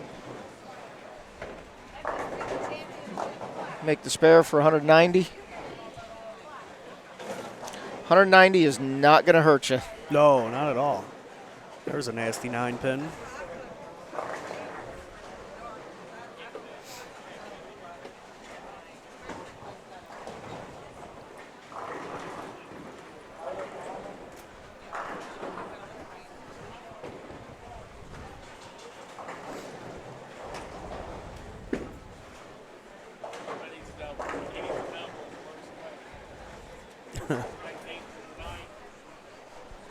Ricky wants to name a person who had the chance to bowl at Six Flags in the parking lot when the PBA Tour came. That was me. I magically won some award, or not an award, but a chance to bowl when the PBA Tour rolled through town. This was, God, 2001. Nice. And I got to bowl out there, and you get to pick a pro, and I threw you a microphone in your face, and I didn't know who to pick, and I was just like, Pete Weber. And he was so pissed. Nice. You could just tell he didn't want to bowl. It was funny. Good old Pete. Yeah, Ricky was there and saw it. If I would have been there, I'd have picked Dave Wodka. No, you wouldn't have.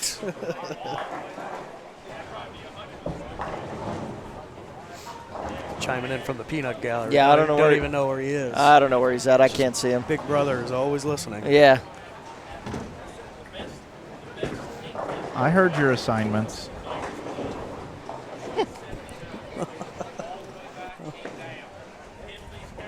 If you really must know what I was doing, I just uploaded a video of Mike Wolf delivering a strike in 3 platforms, and I'm waiting to get a video of Brandon Novak, and I took a picture of Brandon Novak with the ball that he used and sent it to the social media team. And and I'm capturing some other video and stuff down here as well. So well, that's really nice of you. I know. And I'm way out of range. Yeah, we can tell. So I'm going to shut up.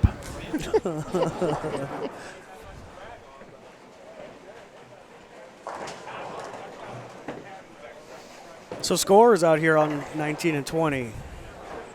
We've got Bob Hale had 168. Derek Rosenberry's just finishing up with 184. Trent Jarvis, 192, and you're watching the last ball of Kelly Countryman.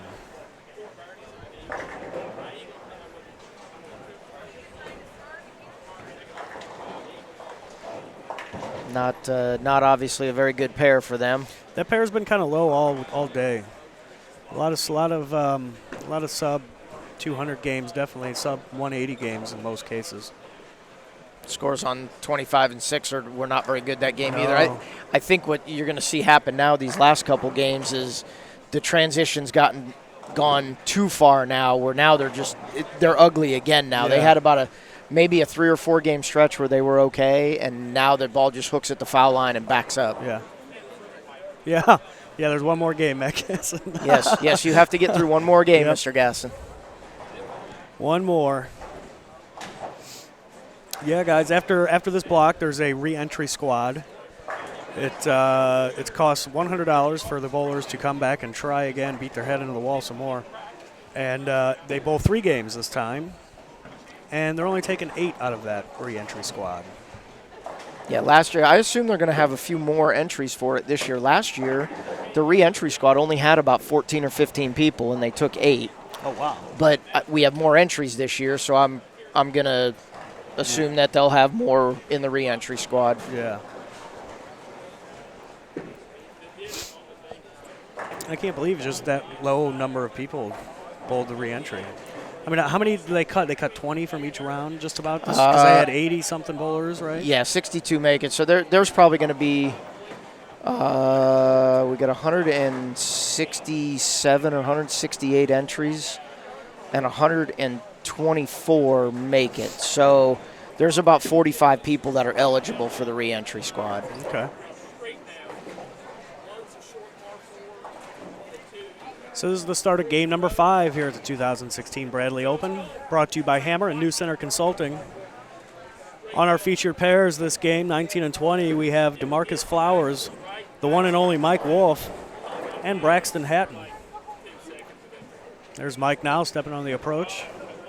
Runs a great pro shop out of the Louisville area, just down the road. Yes, actually, Mike's got 3 pro shops. Two in Louisville, and then one on the Indiana side in New Albany, Indiana. Okay. Wolf's Bowling Supply. The 2 in, he's got one in Executive Bowl in Louisville, one in Fern Valley. Yeah, Executive is where the Derby is held. Yes, isn't it? That is correct. And we also had a PBA Tour stop there a couple times. Oh, great. I'm going back to the Derby this year. I bowled bad enough on tour this year that I'm eligible for the Derby this year. I'm sure wherever Flanagan is on assignment, he got a kick out of that one. Yes, Ricky, bowlers have to have bowled either A or B squad to be eligible to bowl the re-entry.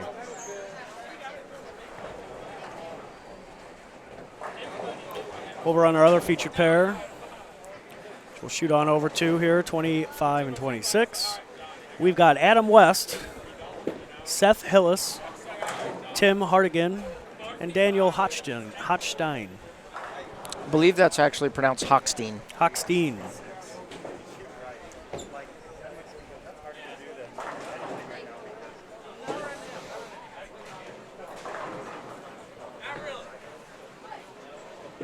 And we're just on the.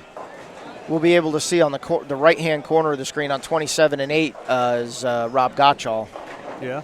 Who was just picked for Team USA, actually. Second time? Yes, second time on Team USA. He's our PBA and PWBA tour rep. For all 3? Or all 4? For all 4, but yeah. He's our tour rep for Ebonite International on the men's and the ladies tours. He's also our oversees our national staff, and gotcha. He's the one that takes care of the national staff contracts, as well as still a pretty damn good bowler. Yeah. Yeah, it definitely is. He's been a fan of what we do for a long time. Yeah, I know he's inside bowling. He's bowled the IB Open multiple times, hasn't he? Yeah, he has. He definitely has. When we run into him a lot at the Fusion Realtors in Iowa. The third year, Rob qualified for the TV finals and had to bowl his good friend Adam Barta. 1 week removed from bowling USBC Open Championships with them just the week before. And they met in the first match, and Rob defeated Adam, and then Rob went on and lost in his next match to, that's a good trivia question for the chat. I don't remember. It's your tournament. How do you not remember? Rob won. I'm trying to. That was 2 years ago, right, Mike?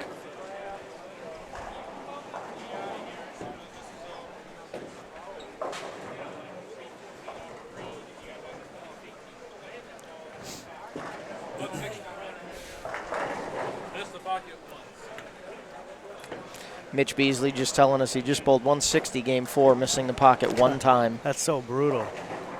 That's just so brutal. Was it Brad Miller, Mike? Mike's out of range again. Yeah, he must be. Here's Adam West. How'd you like to have that name? I would love it.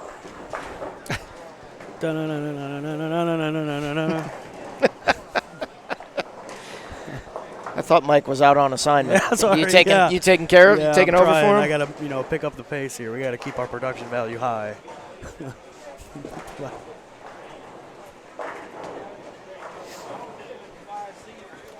Adam West going for the 510. Ooh, almost. Yeah. Actually, a pretty good shot at It that. was, yeah.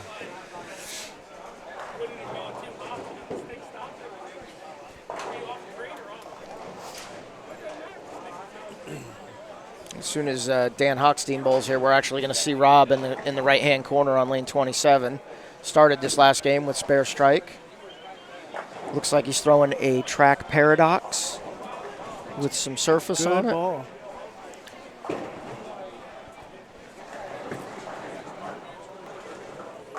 Man, pretty good shot right it was a there. great shot, Yeah, 10 back. Pretty good shot. He was talking earlier about how he was going to leave the 5-7-10. That sure didn't look like he was leaving it. Yeah, not if he's been throwing the ball like that.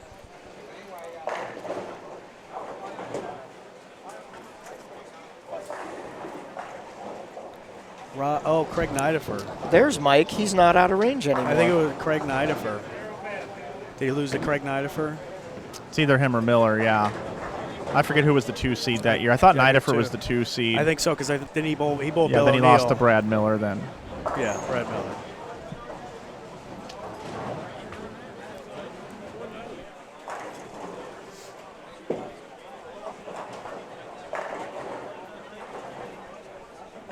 There was 10 back for Tim Hartigan. It's a great shot for Tim.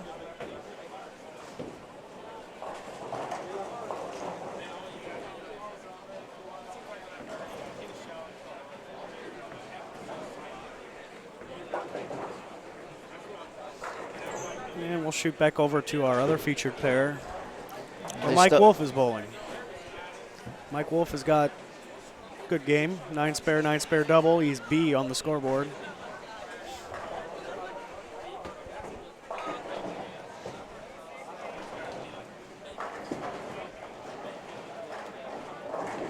Really strong field this year. I'm looking around at some of the bowlers here, and this field seems to get stronger and stronger every year. And they've gone up. Last year they were up 20 entries over the year before, and then now this year they're up 20 entries again over last year. So trending upward. Trending in the right direction. Fields get strong. Prize fund's good. Lanes are hard. Yeah, $300 for guaranteed 10Ks. Yeah. That's phenomenal. 1 in 4 cash.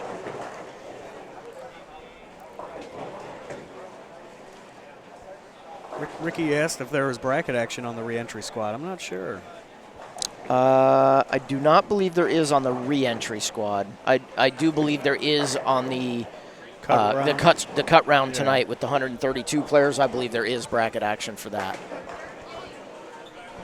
I don't think they'll have, they're at the most they're only going to have 30 or 40 people for the re-entry squad. Yeah, so they probably wouldn't have enough people to play brackets for that anyway.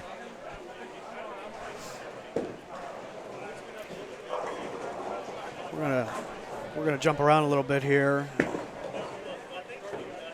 We're gonna go back to 25 and 6, where you'll be able to watch Rob Gotshall on the right pair, on the right side of your screen there. And he is spare triple. So jump up, and get down.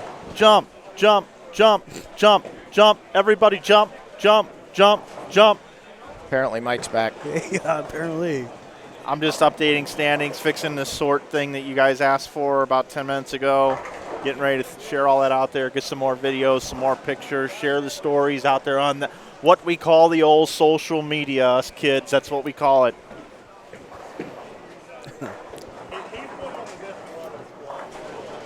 Okay, all right, yeah, okay. Thanks, Mike.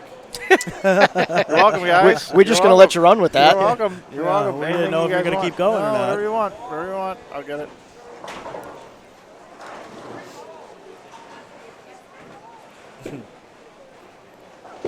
Somebody asked if that was Erin McCarthy sighting. Yeah, she's bowling on. Actually, that was her ball going down the lane on lane 17 right there that you just saw for a strike. To the pair on the left of Mike Wolf, who's getting up now on a triple, looking to extend that to a 4-bagger.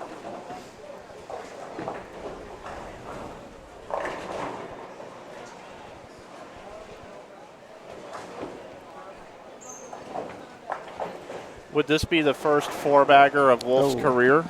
Stone 9 there. No, I think he's had a few.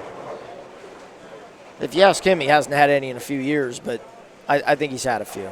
Okay, that's what I was kind of getting at, because he would tell you. He would tell you if he's ever had one before.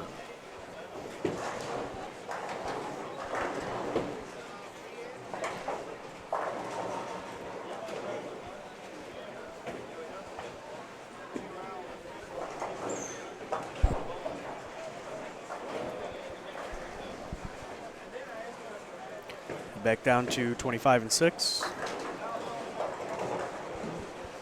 Here's Seth Hillis going for the 610. An important makeable. And that was actually Tim Hardigan. Oh. See, oh, you're right. I was looking at the wrong name.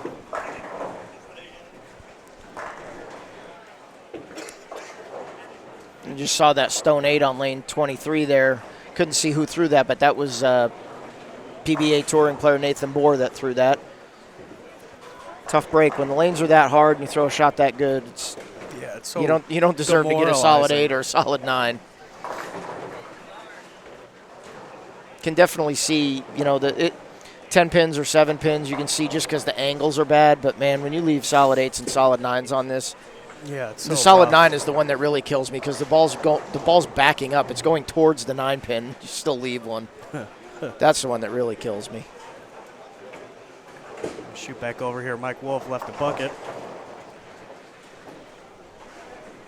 in the 7th frame.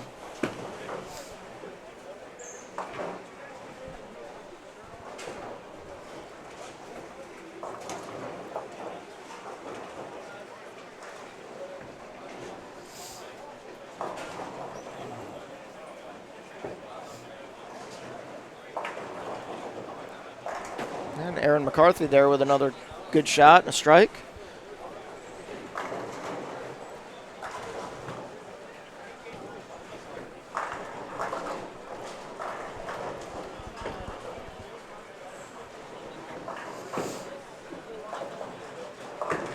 Mike Wolf chopped the bucket. That's unusual.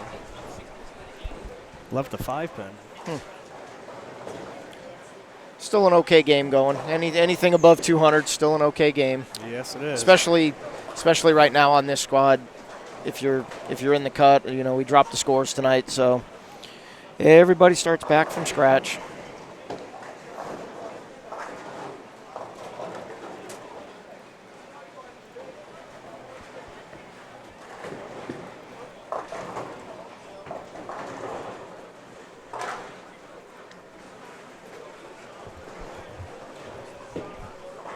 Send us a tweet to Inside Bowling at Inside Bowling or hashtag Inside Bowling, and I'll give you a retweet and some love out there.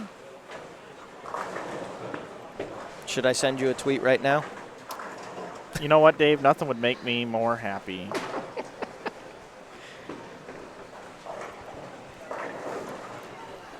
Shout out to Tony Campagna Jr. that was watching earlier in his pro shop. Also, Leah Bedoris is watching.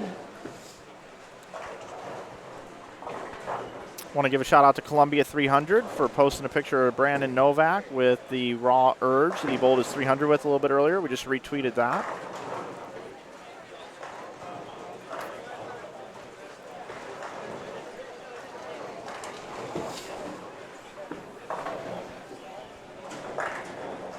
Looks like Matt Gasson's throwing a raw urge right now as well. Makes a lot of sense. That ball is one of the most hooking balls in the EBI line right now. We talked about that when we were doing the extra frame together, Dave. Yes. And I will have one of those out for tonight as well. Well, you better. I will. Okay. My bag tonight will be a Paradox, an Arson High Flare Solid, and a Raw Urge.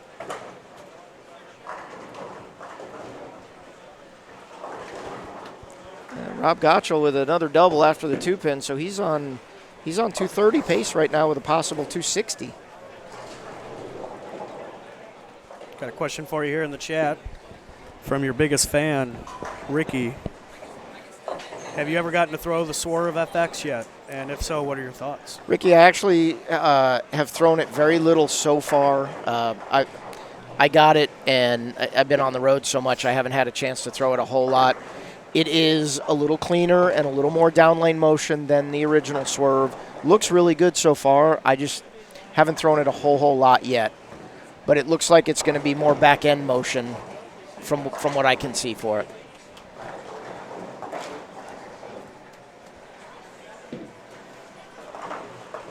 That ball does come out on February 1st, I believe.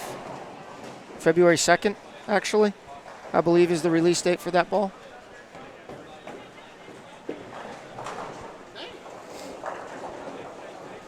So on February 2nd, you can head out to your local pro shop and pick up a Columbia 300 Swerve FX. Is that hybrid or pearl or solid? Or? Let's find out. Yeah, so Ricky, your biggest fan. That's just what I'm going to call him from now on. All right. I like that. He only throws equipment that is 10 to 15 years old. Well, he's got to get some newer stuff in his bag then. So he says he was teasing me because he's going to buy one of these Swerve FXs, and he said it's a ball from 2016, and he can't believe it. You should see. I mean, you should hear the lineup that he comes around with. He's bragging about it all the time, finding gems on Bowling Ball Trading Post or, Bowling Gems or those Facebook trading sites and eBay. And just got a thumbs up from Mitch Beasley making the 5-7.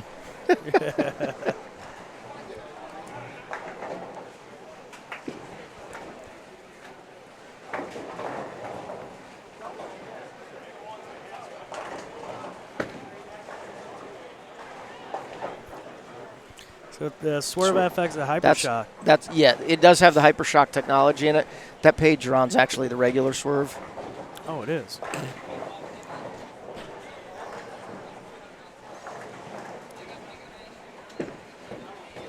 Let's try that again. Yes, it does have the Hypershock technology, which is an additive that actually makes the ball hit the pins a little bit harder. And it is a pearl cover stock. And I will be getting to throw mine here next week. We start our round of Ebonite International seminars for the pro shops this coming week, and everybody will get to throw these balls at the seminars. So, oh, cool. Yeah, it'll be a pretty neat deal, and I'll get to throw mine a little bit more as I'll be practicing some more over the next couple weeks with all those big tournaments coming up in February. Great.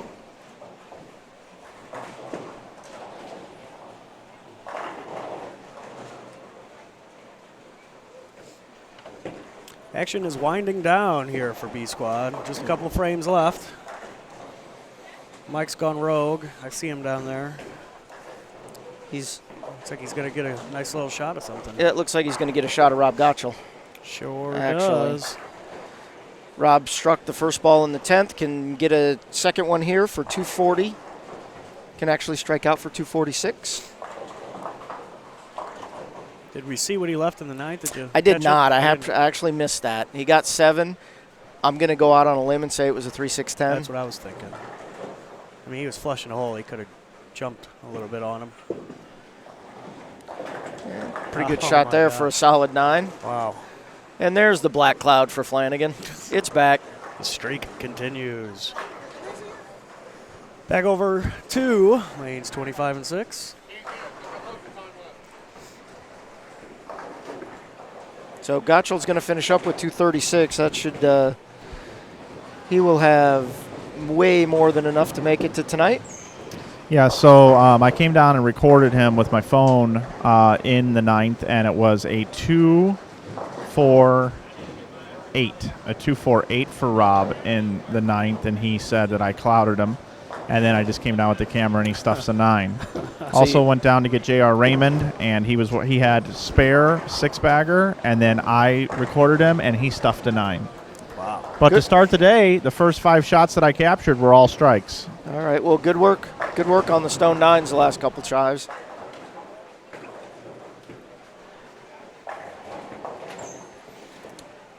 And we are getting close to the end of this B squad. Just a few frames left here.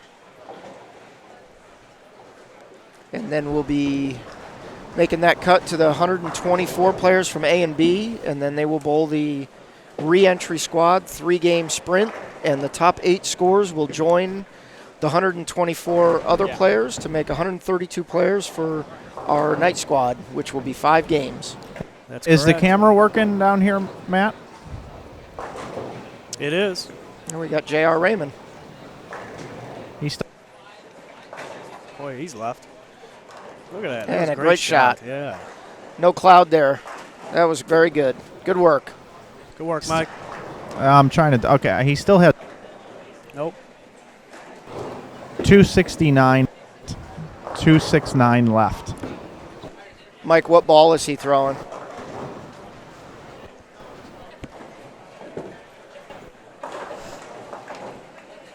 He's MIA. Yeah, he might. Maybe he's waiting for it to come back. Another look at JR's next shot. He is left. And Boy, that's really awesome. good shot right Yeah, there. That's awesome to watch. 260 something.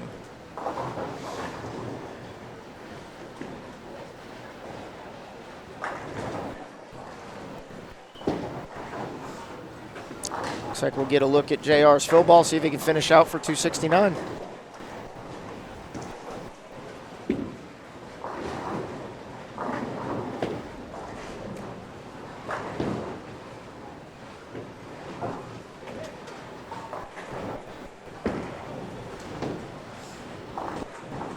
Yeah, this is what you call the left corner. Yes, it is. The extreme left corner. Looks like you like that one too. And Yeah, another great shot. 269 for Great- J.R. Raymond. Great finish there, and he was already bowling pretty good. So Got 2 frames left here. that's when you shoot the score like that. That's when you want your scores to carry over. Exactly. You want to bowl another game.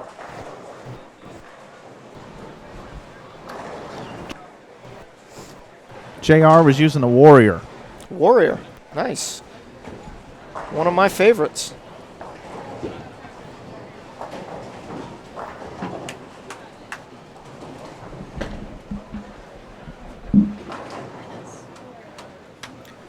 Guys, coming up later tonight, the re-entry squad is going to start at about 4 p.m. Eastern time. 4 p.m. Eastern. It's probably going to be closer to 4. Yeah. 4. It's 4 right now, so it's probably going to It be is? closer to Oh, it is. I was looking at Central Time. It is 4, so bit closer to 5. yeah, definitely. Which means the cut squad tonight will probably not start till around 7 at least, because they do have to re-oil after the re-entry squad. That's true. 42 lane center, 44 lane. Yep. Take you a little bit. 44 about lanes. An They'll hour be or so to oil. take them about an hour. Then there'll be 6 on every pair tonight for the cut squad. So the transition's going to happen faster. It's going to take a that's little long. interesting. It's going to take a little longer to bowl. Pace will be a little different. And we'll all be vying for those 40 spots for tomorrow.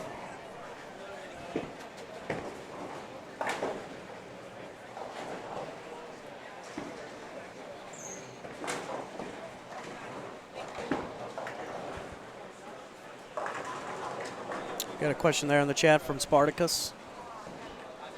Is the Warrior layout dependent? I actually hadn't heard that yet, but based on your question there that it went really straight at the demo you went to, I've drilled 3 of them so far, all pin-up layouts, very similar to our demo balls, and I have not had any problems with them hooking at all. I haven't heard a whole lot about anybody having issues with that. Possibly could be a surface change for you instead.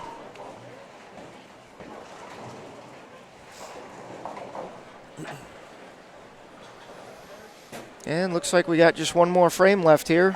We're going to finish up on 25 and 26. Are we taking a break before the... We are going to take a break. We will go offline. We will come back. We'll post on social media a little bit more accurate time of when we're going to come back and bring you the second chance round.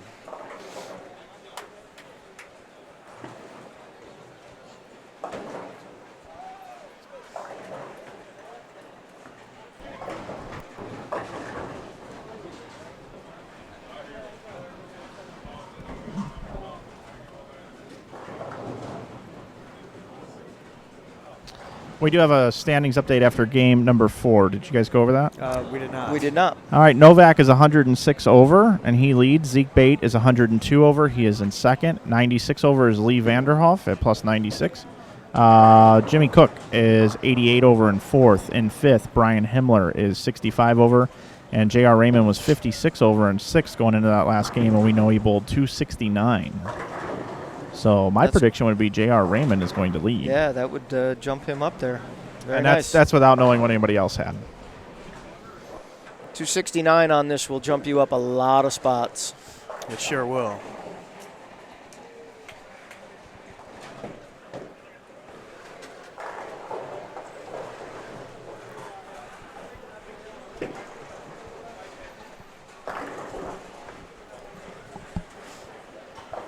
So finishing out game 5 here, old Adam West can fill for 160. Are you going to give us the theme song again?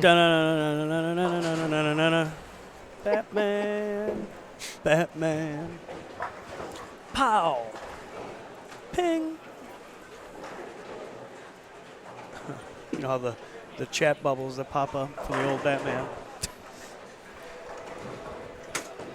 Seth Hillis had 158 that game. No, I'm sorry, Tim Hartigan. That was Tim Hartigan in the C. Adam West finished with 156. He did. And looks like Dan Hochstein has a chance to strike out for 194, which is a respectable. Yep, pretty fair game on this. And wow. Squasher still alive for that 194 game.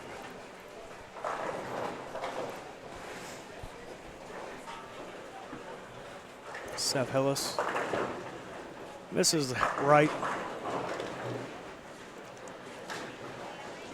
Can spare strike for 188.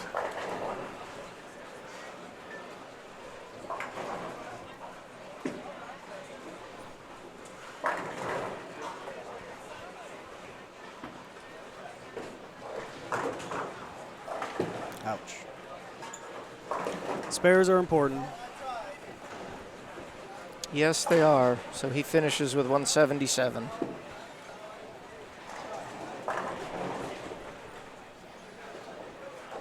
We're going to get 2 more shots from Dan Hochstein, and then we're going to be all done until the second chance squad.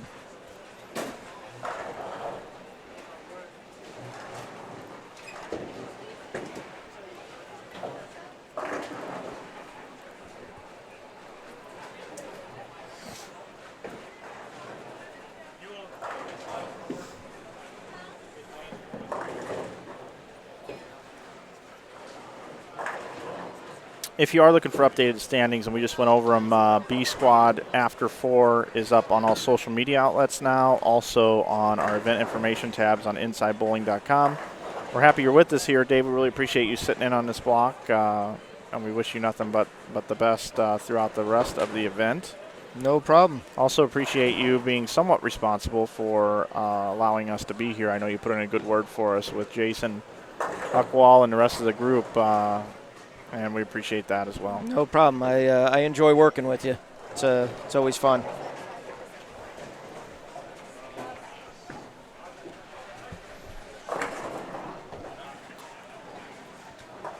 So here we are back to Three Stooges.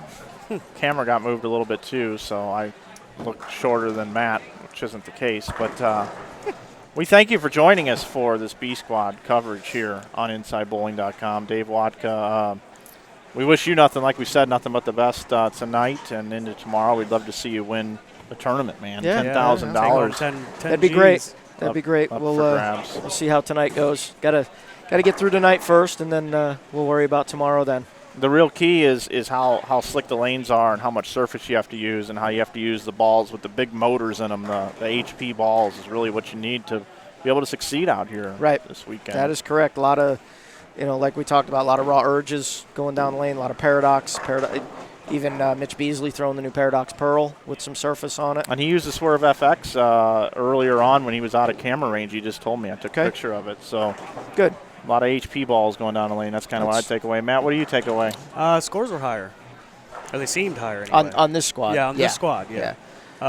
Still only 15 people plus, but the top scores were higher. Right, and I think that has to, in my opinion, has to do with just that it's on the burn. Yep. And the middles have opened up a little bit. You can create the hook. You can have your friction is amplified compared to being on fresh. So friction means scores. Yeah. Period. Generally. Get back through the you're pocket. Right. Absolutely. Nice and hard. So. All right. Well, we want to thank the Collins Bowling Center for having us as always, and we also want to thank New Center Consulting. We want to thank Glenn for joining us on this block as well, the president of such a great organization that gives back to bowling, and we're happy to be involved with them. And, of course, right behind us on the banner, hitting me in the head every time when we bring it in. That's Hammer. a good-looking backdrop. It is a great-looking backdrop. I appreciate the guy that bailed us out on that one. So, anyway, so for Dave and for Matt, we certainly appreciate you guys watching, and we'll be back in about 15, 20 minutes, hopefully with the next round. Just sit tight. We'll be back on our YouTube channel, and thanks for watching, everybody. InsideBowling.com. We'll see you in a bit.